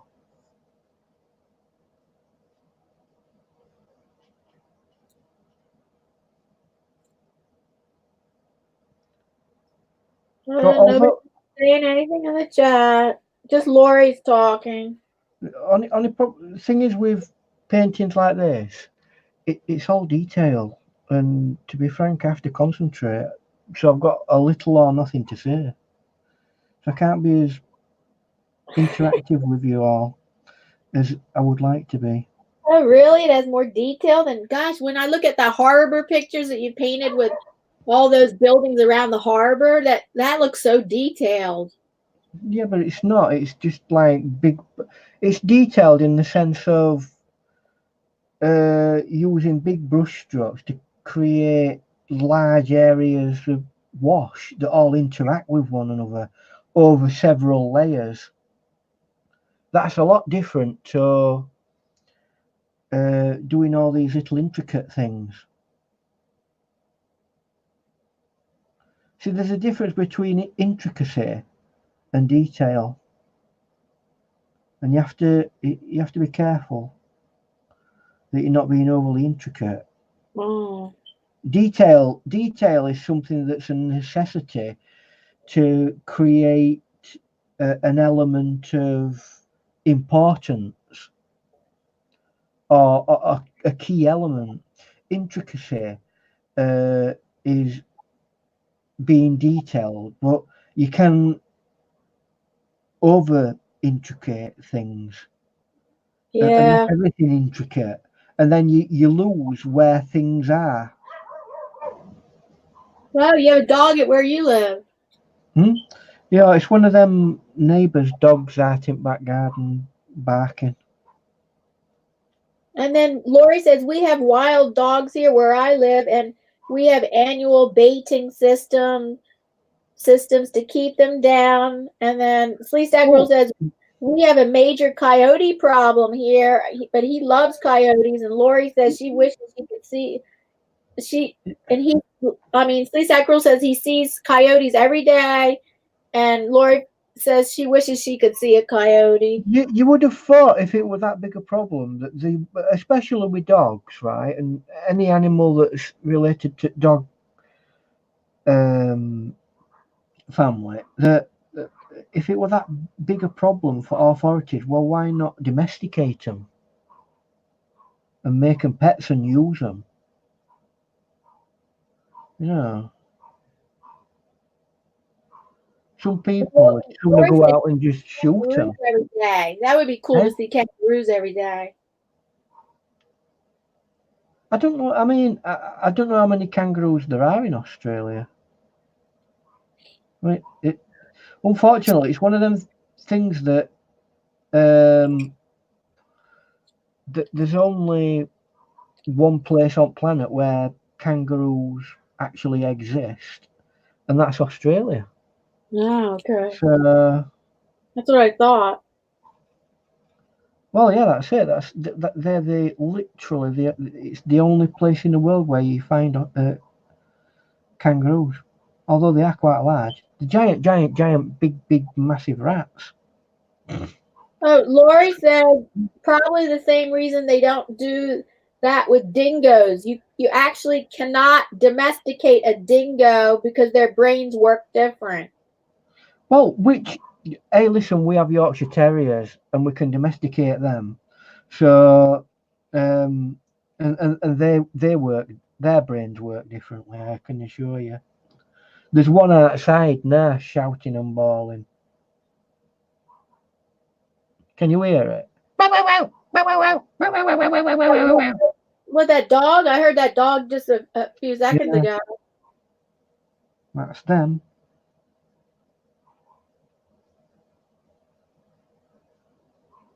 And oh hi, and Miss Unicorn, thanks for still being here.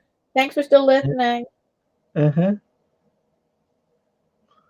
Like I say, I don't want to bore people to death, so I'm going to hurry up and... I don't think I'll get all of this done today. It's Yeah, slightly... you said that before. You have a lot of time back. I think you will get it. How long have I got? Oh, it's only 10 past. I thought it was to 20 past. It's okay. 55 minutes. I was just looking at time and not thinking that it was the time that I thought it was. So I think you are getting. we have got plenty of time, I think. Yes. Well, the thing is, at the end of the day, I'm only 2/3 through this painting at this bit, and then we've got to block in that other animal and get some other detailing work done. So there's still a lot to do. I think you might finish early. Are you sure? Maybe. I don't know. I think so, but maybe not. Maybe just right on time. I think I'll struggle to just get this on time, I think. Can you see Mystic these says her details boy- that I'm painting? What? That's what I'm slightly concerned about. Is that I know we can see all these things later in my picture that I put up, Mm-hmm. but can you actually see any of these details that I'm painting? That's the problem. Yeah, can you guys see the details he's painting? I'd sooner get rid of all that. I don't want to. I don't want to be bothering to show you that and zoom in on the actual thing itself, so that you can see it. Well, can you zoom in? Yeah, I'll just put my camera a bit closer down. Because there's no point in me doing a painting if you can't see the Right. if you can't see the detail what I'm painting. Did you move People the camera? I can do. But I'm going to get rid of that because it's never any of the other two people. What I'll just bring my camera down so we can see what it is that we're painting. Well, Mystic Unicorn says it's decently clear tonight. As Police Rule says, looks clear. No, it's not that it don't look clear. It's just He wants you to be able to see the details up close. right. That's better. Now you can see the details better. Yeah, I'll just make adjustments to it. There you go. I'll just have to move things when it's time to do the other. I'm a lot more closer in. That's better. Because it'd be very boring for everybody just to see like. Not right. Now's an opportune time for me to actually clear out my water as well. So I'm just going to go and do that, and I'll be back in a minute or two. I'll be back. So you guys look at that and see what you think about it. Because we've still got a lot to do here. Really, teacup Yorkies are very expensive. Yorkies?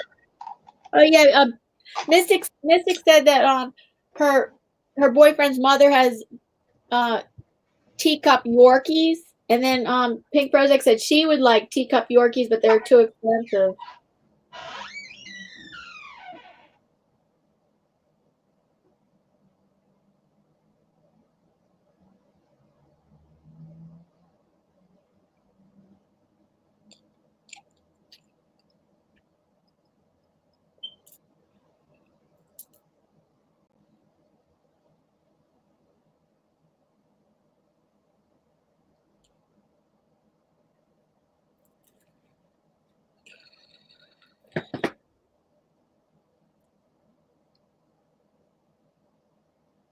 Well, thanks to everybody that's still in the chat and watching the live stream painting. Appreciate it very much.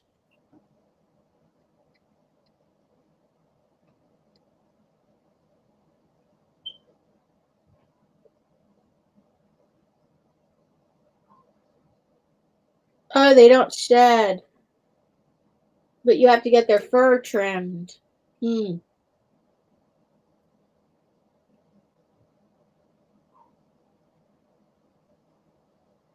And they must weigh a pound or less. Do they weigh like less than a pound?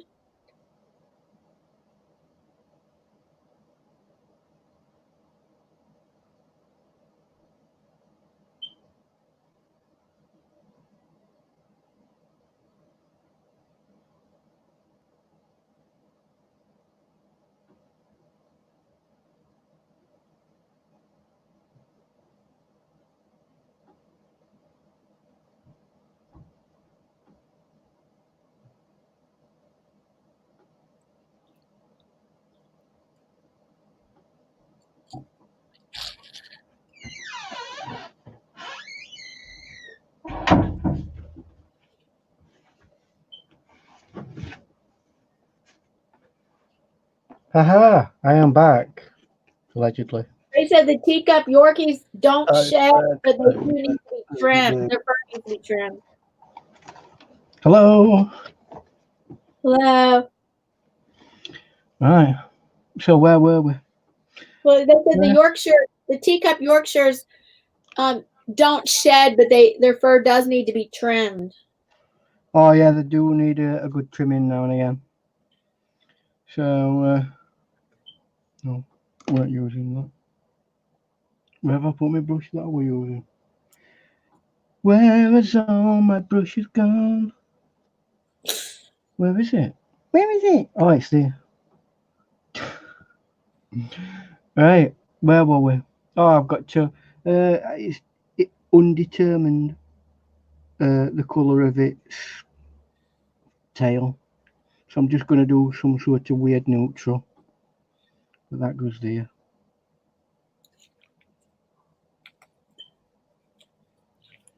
And my thoughts on it, I don't know whether to do it or not.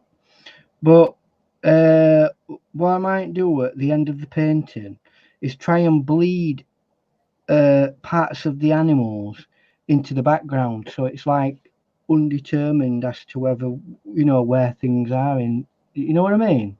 Yeah. I That don't know would whether it might work, it might not. I don't know. We'll try an experiment. Yeah.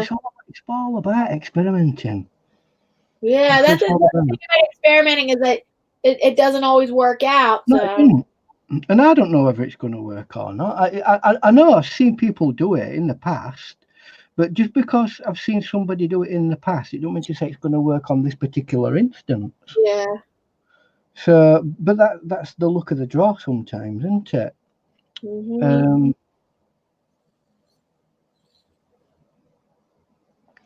Right. It's got pink fur. Does it? Strange. Oh no! It became pink. You had a red spot there. No. Its ear, right? Yeah. Has got like, I don't know. Its fur is pink. Do you know, like it would be if you had a teddy bear and somebody wanted to do like a teddy bear's ear, they'd do it pink. Yeah. Well, that's what its fur is. It's like Its fur really is kind of pinkish. it's going on towards that colour, yeah. Huh. Okay. Either that or I'm suffering from some sort of eyesight malnutrition. There you go.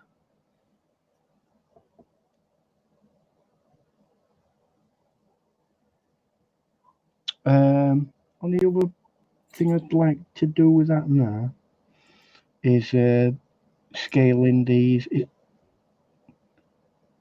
paws, and because we're not going for hyper detail, that's all we need to do with that.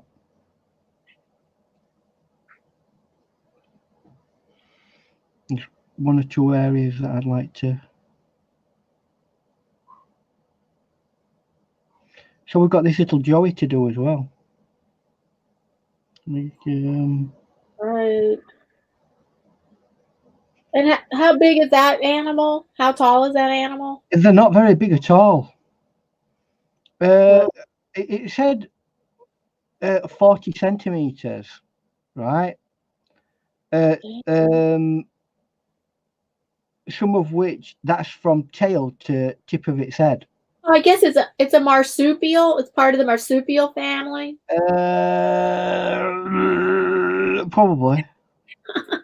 Maybe. I Like don't know. it's part of the same family that kangaroos are because they have pouches. Well, is a kangaroo a marsupial? That's what I was thinking. I think so, but Oh, Lori would know. you Lori, is see, it? where's Jen Wild about animals when you need her? No, that's Jen Wild about art. I know, but she's constantly. Well, Lori knows a lot about animals too. Let's see. Lori says how tall they are. She goes, they are tiny, but they're bigger than a rat. Yeah, Are they're they like part of the marsupial family? they're bigger than a rat, but they're not as big as a normal standard size. One of them miniature. What do they call it? I forgot them again.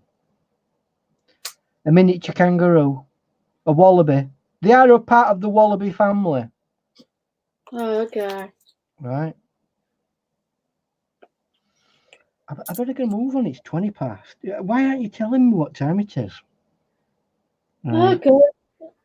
I didn't know. I thought you had to figure out. Ooh, me figuring things out. Oh, you kidding? So we've got a little. We got the Joey. Yes, yes,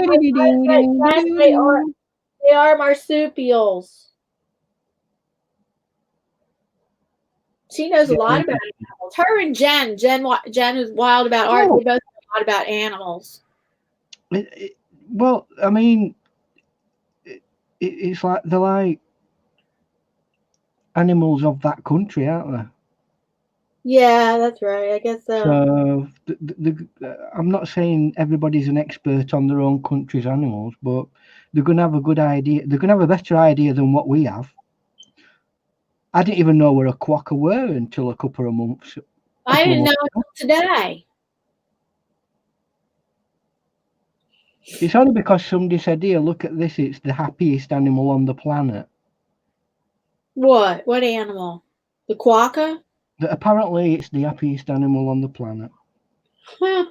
And that's because it's got this grin. I would think dolphins are too. No, they're the brainiest animal on the planet. They're happy too, it seems like. What do you think? Do you think that? Well, I suppose they're very playful, aren't they? Yeah.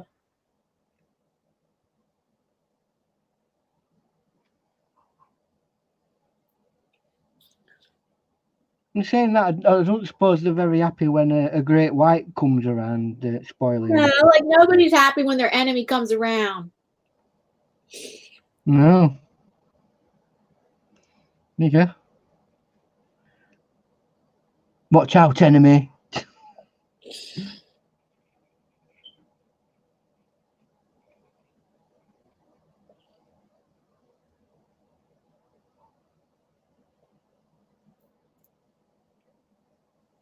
Lori said, "Oh, the baby's so cute."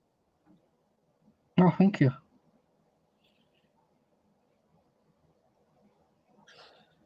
I don't think I'm that far off finishing this one. Because we're only doing a brief illustrative version of everything. Mm-hmm. We're not doing a full painting. So that's that. I'm going to have to come back to this. We've got that one pretty much done, I would say. Yeah. Just to define the baby from the mum.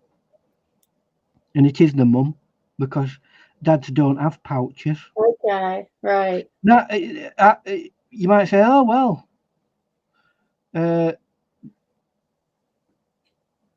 some marsupials, the dads have the pouch.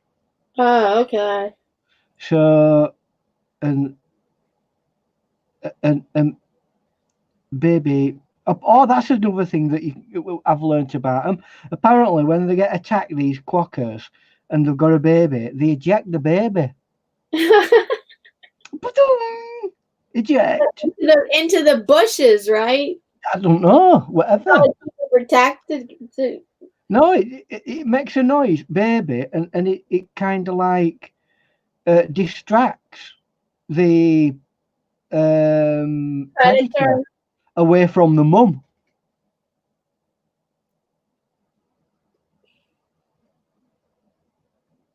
So, but then again, I would imagine they've got some way of protecting baby. But the thing is, at the end of the day, they apparently don't have that many animals around them that that are considered to be predators anyway. So there might be odd cat or so, or something like that, you know, that's living on island. Or you don't know who its predators are? Oh, dingoes, probably dingoes. Yeah, but you're thinking about, yeah, they're animals that exist in Australia, but this is an island in isolation. Oh, okay. So there aren't that many animals on the actual island. Only animals that can like fly to it. That would probably be its main predator, like a flying bird or something, you know. I would imagine. This is so cute. Lori said that too. The baby's face is so cute. Yeah, it does. It is nice, that baby's face. But then again, the the animal itself is very cute. I mean, it's honestly, go and have a look at them. Watch videos on them. How do you spell it? Quokka, Quooker,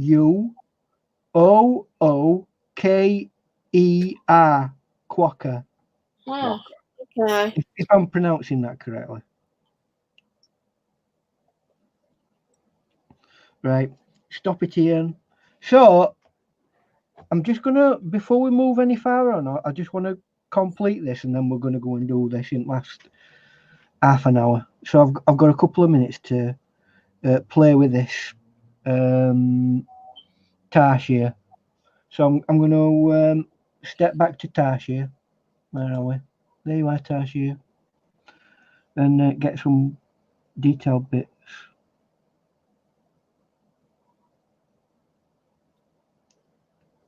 It's got some very. Its eyelids are very, very dark.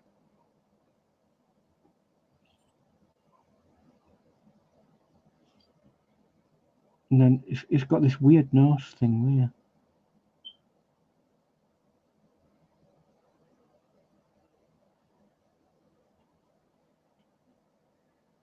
A weird nose thing? Yeah, that's its nose thing there. It's like it looks a little bit like crossing a monkey and a gremlin.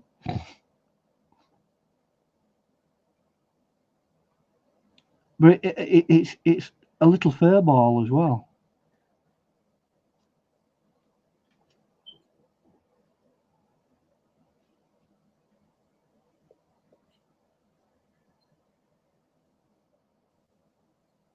If it didn't have that fur, it'd just look like a little evil gremlin thing.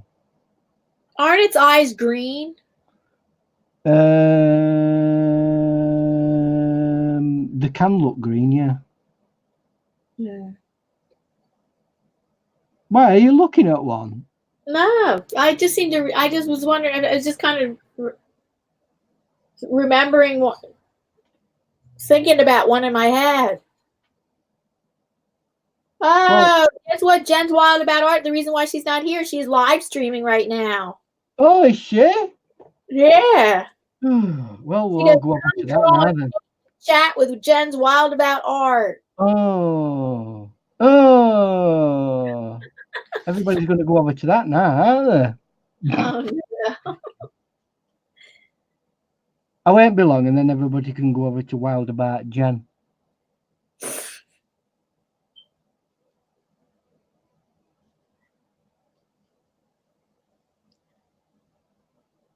It was Jen who asked what quacker. It was? Yeah. Oh, God.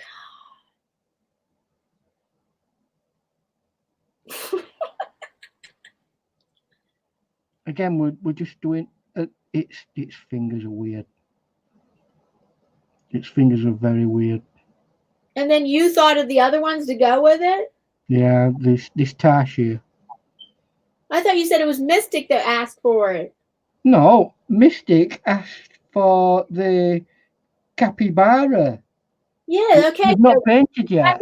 Capybara, and then Jen asked for the quokka, and then you came up with the other one, right? Yeah, because I just wanted to balance this area out. Hi, And that there. Skeeter says it looks like that animal drank a lot of coffee. Well, yeah, its eyes are meant to be like that because it's a nocturnal animal. It hunts at night. It hunts at night. It's nocturnal animal. Mhm. And I'm going to put some of that So green it has in big it. eyes to be able to see in the night.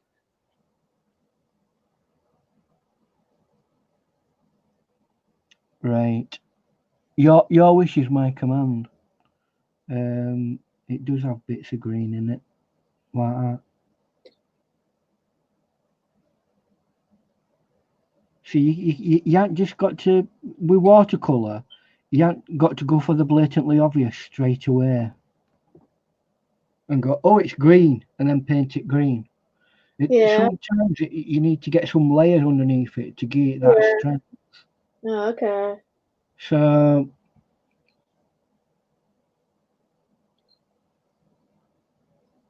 I'm just gonna give that a bit of definition, a bit strong that. Right, last little bits here, and then we can get on with little bits of detail.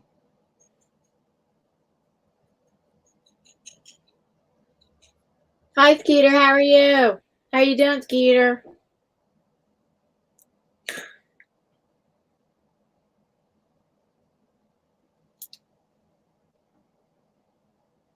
It's not my most successful painting, this. But you can have a go at things, and things just don't happen, do they? Oh, yeah. I mean, you could always go and watch Jen. She knows what she's doing with animals. There we go. Right, anyway. Right, for my last trick, we're going to do this capybara. Right. Notice that I didn't ask you to vote on this one. Yeah. So strictly we're doing this now. So let me find my capybara picture.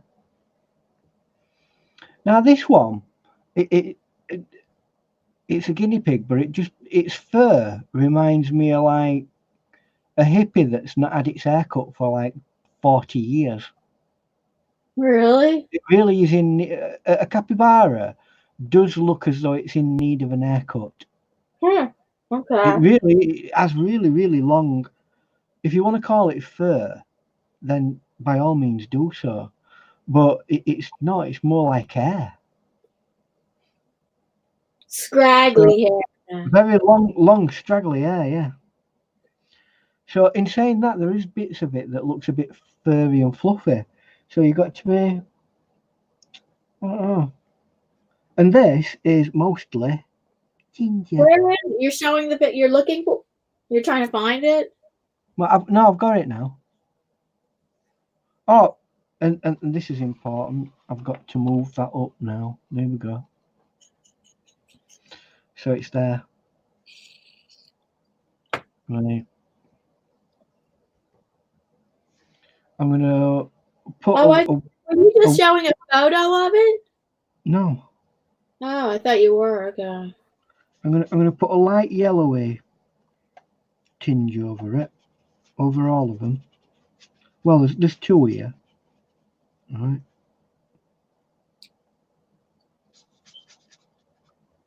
Just to undertone it.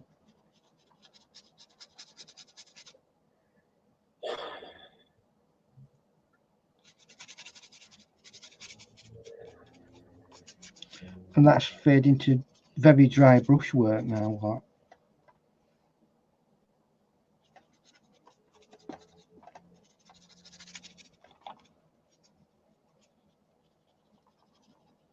And I want to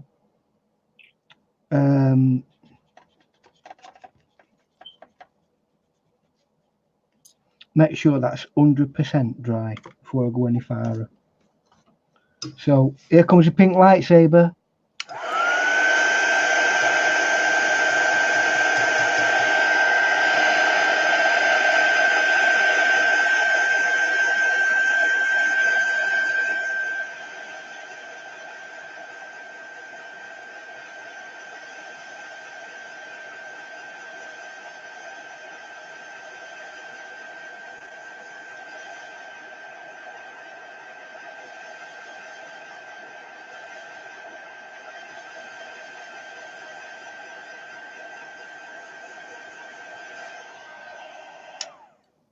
Done and sorted.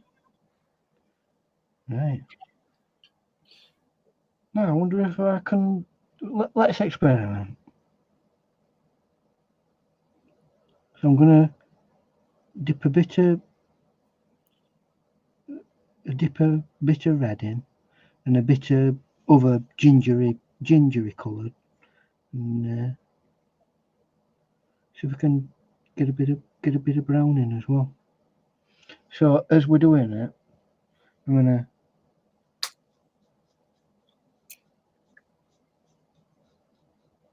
is it wet enough? There we go. And we're just going to build up like that.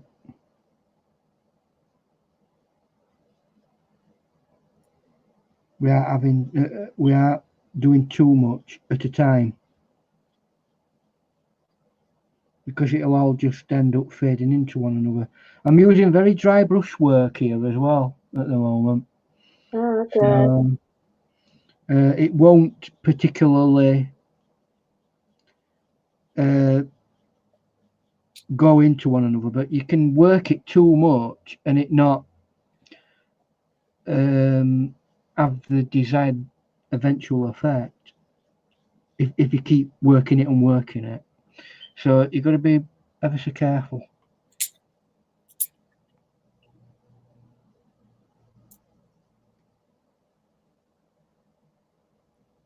Oh, the chat's very quiet. Is it? No Wow. one's chatting. Well, that's it. Well, there are people watching. 8 people watching. They've gone and. I know Mystica's probably listening, and Grayscale Painting might be listening. They've gone to Jen's. Bobby might be listening.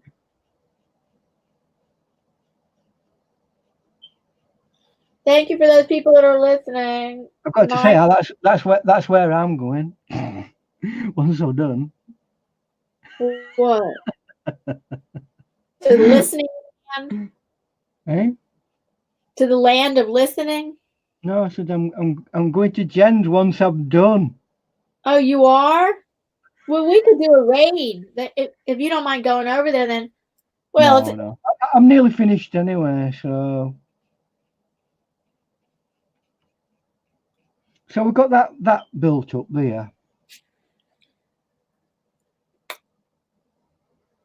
Right, that looks good.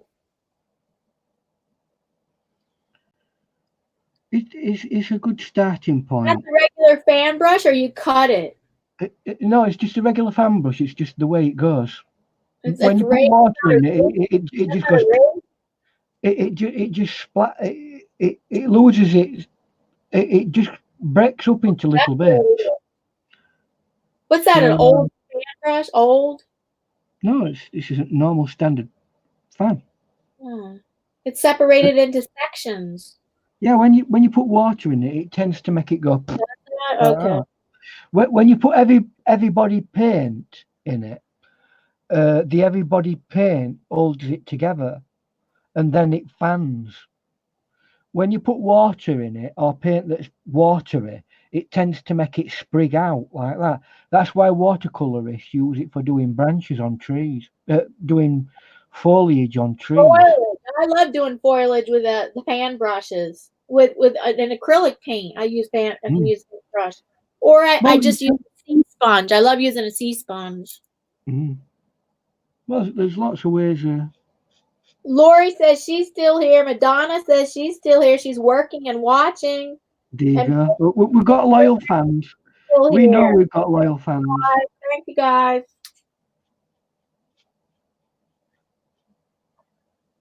It's a bit unusual for her to be coming on at this time, though. Did she get any? No, that's for a few weeks in a row. She's come to this live stream. So no, that's out of the ordinary for this time, for this day, for her to come on. But I don't know if maybe she started something like every day she's coming on this time I think she's been on almost every day this week, hasn't she? So really? Yeah, doing something. But I don't know if she were doing anything live. Oh. Okay, I don't know.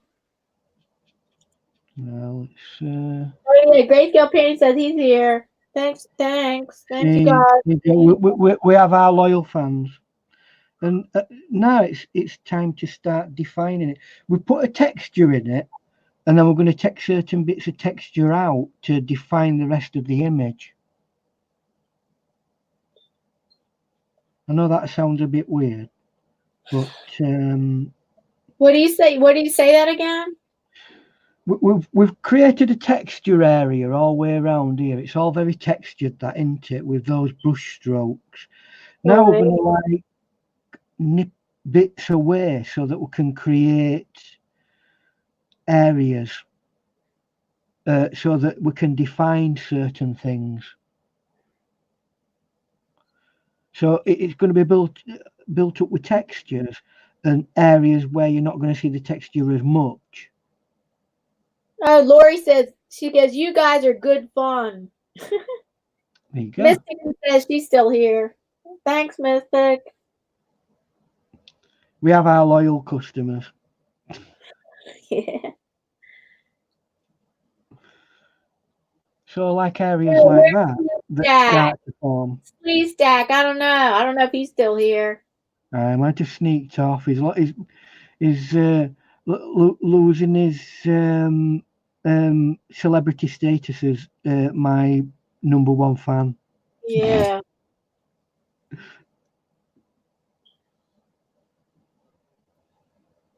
And the eyes, you don't, in these, to be honest with you, there's not a lot to them. They're just like slits that are really dark. Oh, okay. And then like that. And then it's got like this little puggy little nose.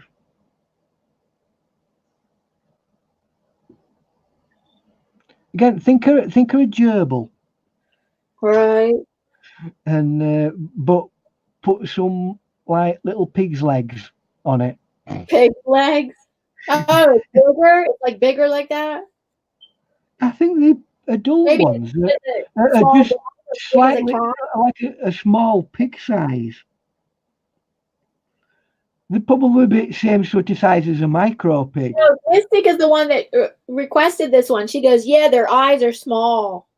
Yeah, they are. I don't. Very, very thin slits for eyes. Very cute looking.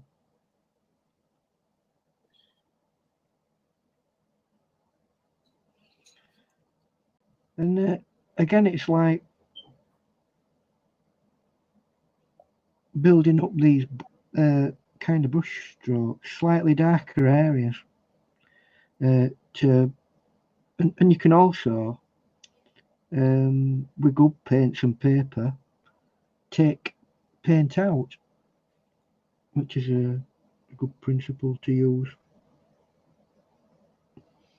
Take paint out, you said? After it's dried, it's hard to take it out. It all depends on what paper. The paper and it doesn't have too much cotton in it. The paint you're using. Right. Some paints are highly staining and it's difficult to get out. Oh, she says Mystic says only 2 states in the United States you can legally have one of them as a pet. All right. I didn't know that you could have them. I mean, they're not United States of America animals. And she said Pennsylvania and Texas. They come from South America. South America, huh? Yeah, they're all over South America. So, and as you well know, most animals don't really understand the principle of national borders. So I would imagine that they like walk over now and again. Is that 2 animals? Yeah. Kissing each other? No, this one here. Yeah. This one here is mummy capybara. This one here is baby capybara.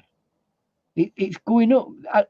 They must sniff one another to find out whether they're relatives or something like that. Uh-huh. I don't know. Again, I know nothing as regards these animals. Oh, Mystic must know a lot, though. Yeah, come on, Mystic. You should be giving us all these technical bits of information.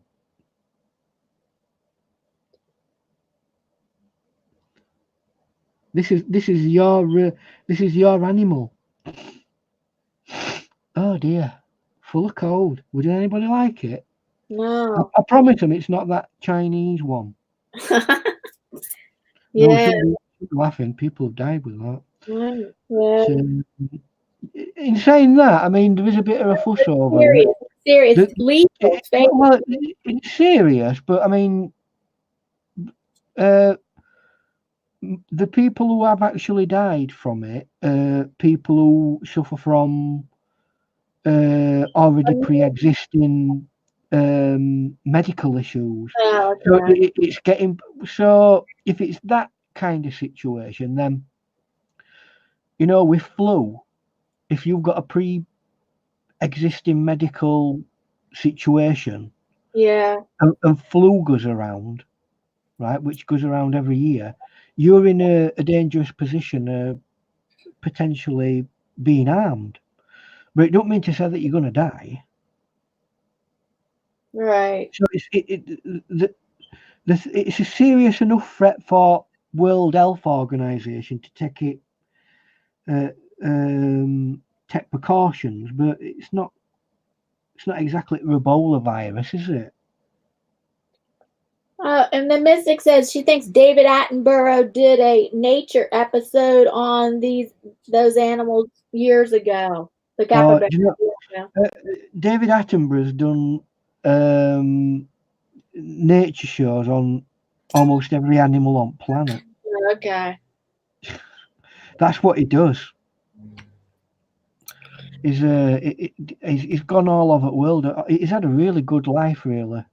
He's been able to travel all over planet and film animals, and then I'd rather travel all over the planet and eat the way that those people that want to travel all over and test the food and eat the food. I'd love that. I thought you were into fitness and health. How can you do that? What? I'm only a little bit into fitness. What's wrong with eating food all over the world? I know. But then I would have to work out. Like I would try to like. Yeah, that's what I mean. Work out and eating. So that's one of his. And I would make only one meal a day. The thing I couldn't say, oh, let's go to this place and test out their breakfast, and let's go to this place and have their lunch, and let's go. Oh my God, 3 meals a day. You can't do it. Free foodies, people who are foodies and test food out like that. Yeah. They're not known for being the slimmest, trimmest people on the planet. Unless they're smokers. Like, well, who's that guy? That guy, he died recently, and I don't know. He was slim, but I know he was also a smoker. Yeah, what is that about smoking? A lot of times, well, I don't know, but a lot of times smokers can be thinner. But this guy, oh, what's his name? Whatever. Okay. I don't know. What are you talking about? He had his own show and he traveled all over, like, because he was a former chef, and he traveled over tasting the food and telling you about the place that he traveled to, and also telling you about the food. Oh, it weren't him. It weren't him who used to be who used to drink a load of. I've put loads of alcohol. Yeah. Oh, he drank a lot of alcohol. Oh, look, he's British, isn't he? No, he's American. Oh, is he? No, it must be another person that I'm thinking of, because he died. The one in Britain died recently. Who he was a chef. He used to come on every week, and he'd always put a bit of wine in drinking. Well, get some of this lovely wine in. And you think one of these days you're gonna have a bit too much of that, mate. And guess what? One of those days he did. Well, this guy was also a ex-heroin addict. Oh, he well. ended up having his own show, and because he was also a former chef, but his addiction then just became the smoking. He just could never stop smoking. I used to be addicted to drinking Lilt. What's that? It's like a tropical fruit juice, grape drink. Lilt, tropical fruit juice, late, whatever. Do. And it was so sweet. Honestly, it was just like if you could liquefy sugar, that's what it were. And I just like. Oh, wait a minute. Please says he'll be back in 20 minutes. He's riding his bike to go get tamales from the tamale lady, in Aldi parking lot.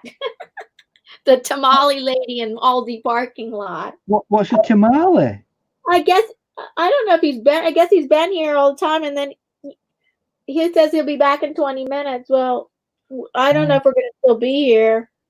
Well, but that's Anthony Bourdain. Anthony Bourdain.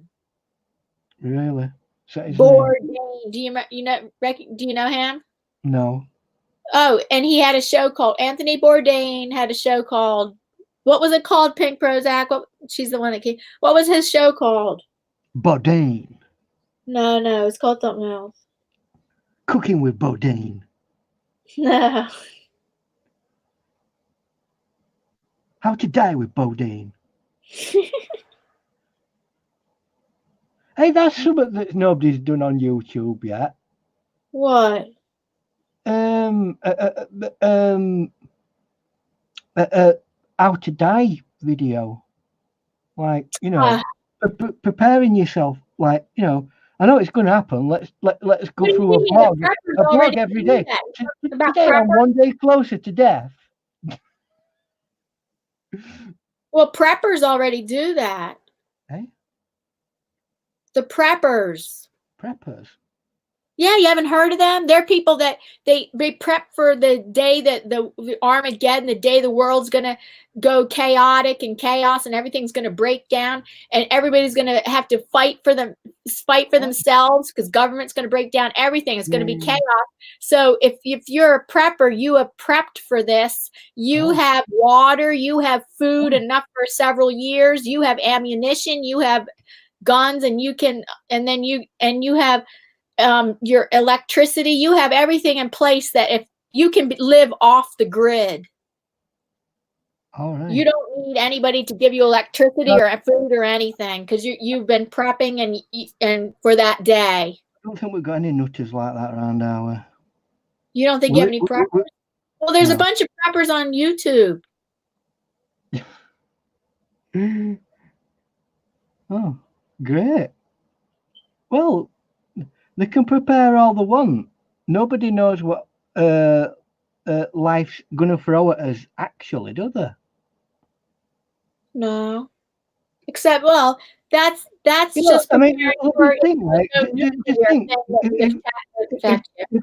if government did, if government, and I don't want to go on about politics or anything like that, but if government did collapse and society collapse, how do we know that that might not be a better thing for mankind?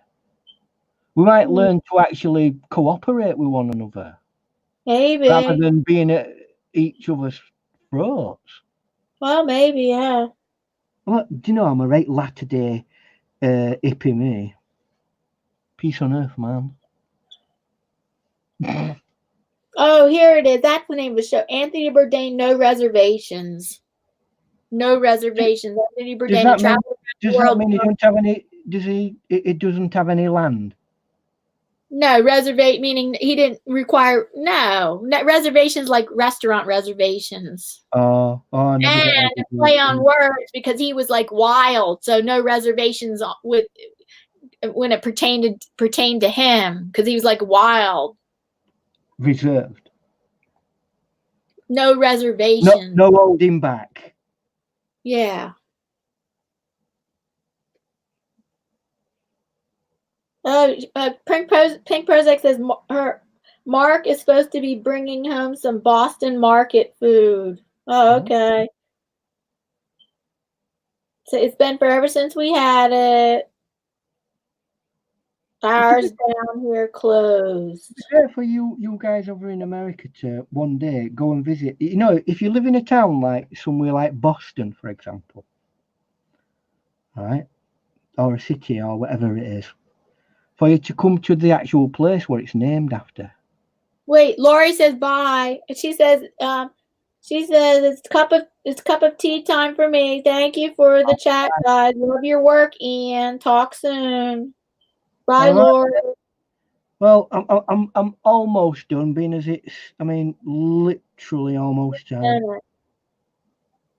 There we go. I'm done. That's as much as I want to do with it. Oh, that's cute. So let's see if I can. It's difficult. I'll pull this up a bit. The camera. Oh.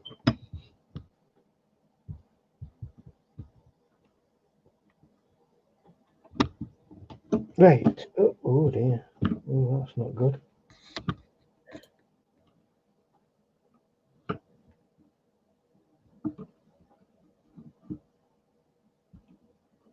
There we are. Balance.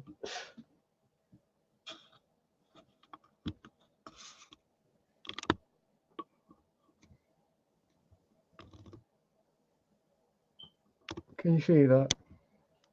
Yep. That's good.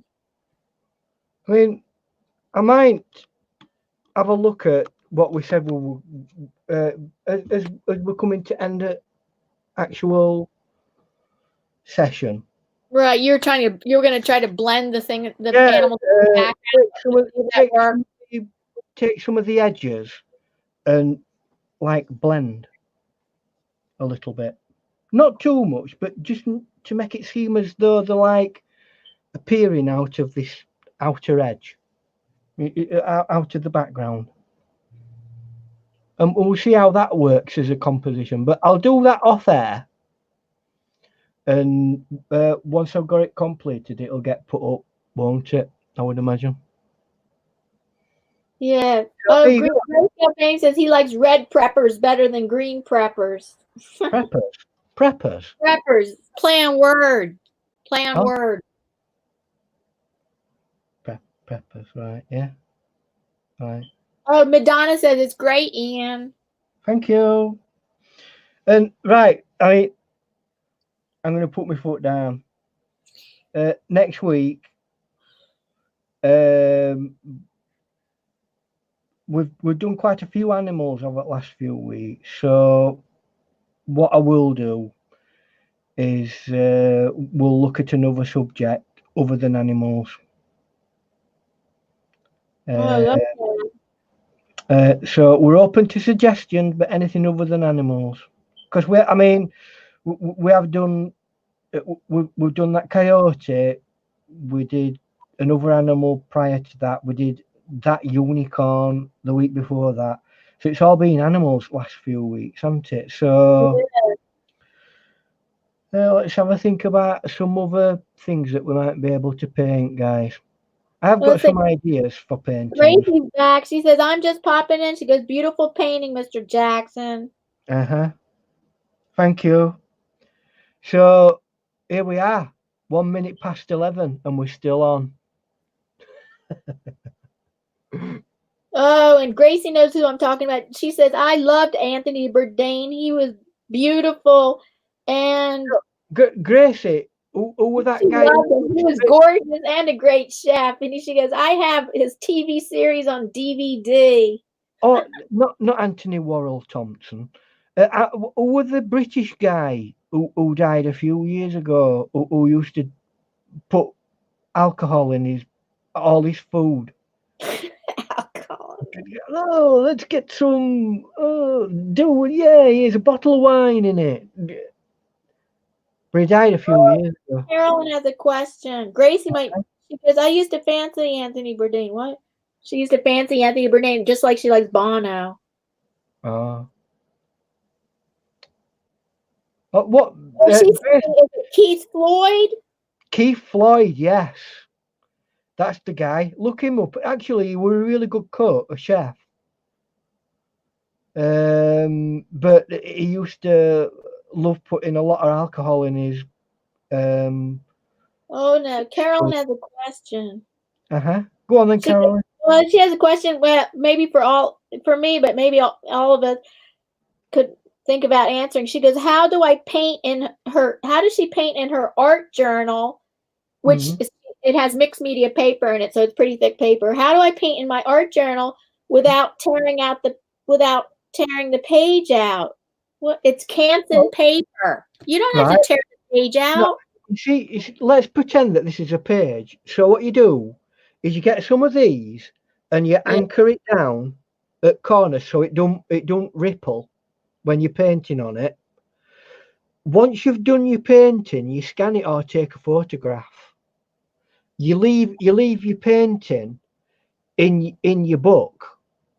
They're not to be taken out unless somebody comes up to you and says, I'll give you £1 million for that painting in that book. You know what I mean? So when you do a painting in a book, it's meant to stay in the book. Unless you really do want to take it out. I mean, you've got to be very careful about taking paper out of a book. Yeah, you should cut it with an X-Acto knife. But I think she must be thinking about like how maybe she's having problems working on it while it's in a book. Well, if it's at one side, it's held together at once. It's sewn at one side like that, for example. If it's sewn there, all you need to do is literally one end there. What are those called? With a few pages so that it stays, or as many pages as you can get with a bull clip like that. Bull clip. They're called bulldog clips. I believe in America you call them bull clips. I'll show you another type Something like that. That should make it easier. Is that your question, Carolyn? Is that your question? I'm just trying to find another example of a different type of bulldog clip that you might find, but I can't find it now.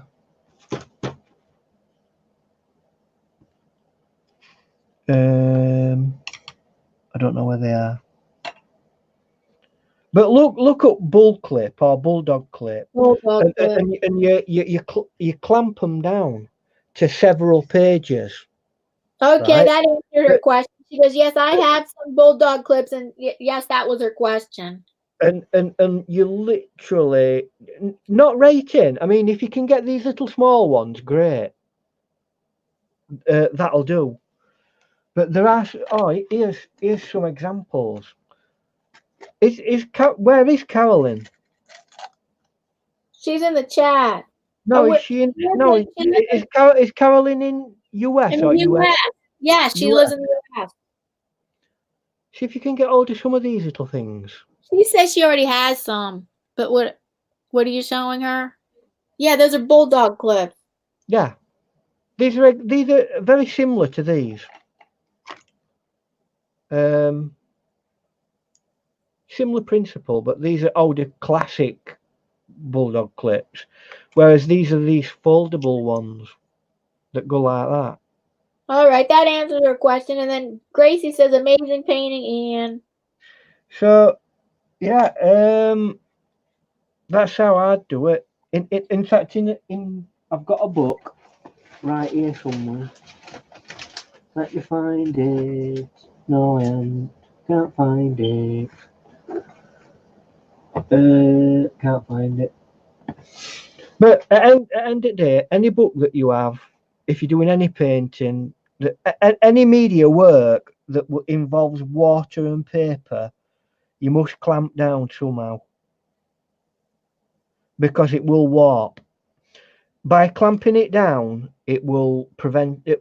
It won't stop it warping while it's painting, but when it's dry, it will go back to its natural position because it can only go there.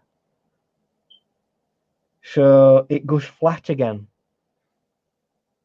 We could do a raid. We have 10 people, 11 people. Well, you put the information up, and Do a we'll raid go with Jen do a raid on Jen. Wild about art. Or might she find that out to be a little bit embarrassing or whatever? I don't know. No, people usually love raids. It's a good thing. It's a support raid. All right. Well, how do we do it then? So I'll put the link in the chat, and then I'm gonna say, this is what you say. You say this. Wait. Raid. You just put raid. Yeah, you say hashtag artfully yours raid, because my name is too long. Artfully yours, well, whatever. Artfully yours with Diana raid. Diana raid. You say that. You say this. Artfully yours with Diana raid. Bit long that. Just I don't know. Whatever. I don't know how many people will go over, but and then I have to get her link. Here's her link, and then everybody can go to the link. Hold on.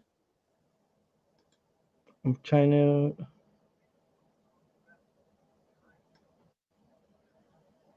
Okay, I got it. I'm trying to get on you now. Where are you? Where are you? What? I'm trying to find you because I'm not actually on.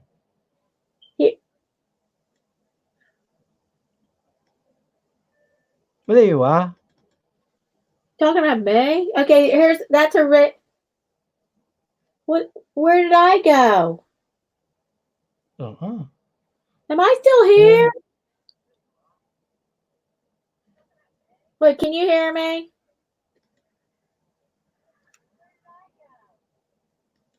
Can you still hear me? Hello. Yeah, I can hear you. Oh, you can hear me? What's going Right, on? I'm gonna go and find Jen's. Oh my God! I put the link in her thing. Oh. Duh! I'll do it. I got the link. I put the duh. I put the link in her own stream. She'll be thinking you what they call it in. No, now they're gonna say that you're kind of. I'll say sorry. I'll say sorry. Sorry, I'm trying. It's all right. I'll explain. I'm going in now. I'm gonna go copy. Right. Everybody go to this. Wait. Everybody go to this link. Yeah, Jen's wild. It's Jen's wild about art. I'll put the link in too. Duh.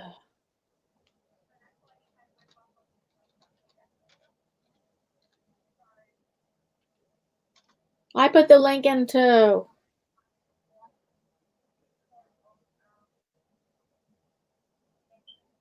Ian put the link in and so did I.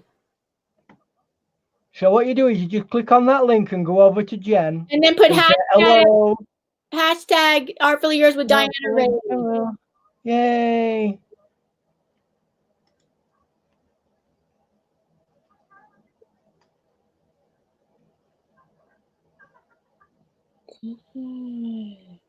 Where is it now? Okay. Let's see how many people go over there. Let's see if we can do it. Oh, there's 7 people. Well, Okay. everybody's gone over and done it now. Okay, let's go. We've done.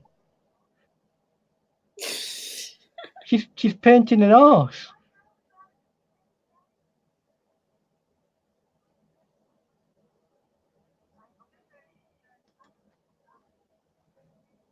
I can't. Why? Okay, hide. Hello, Raid Lol.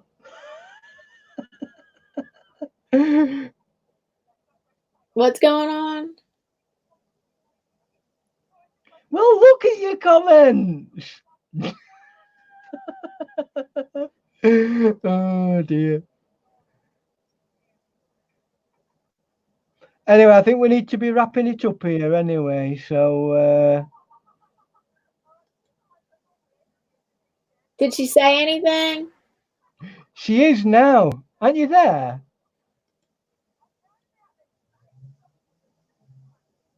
Why is that?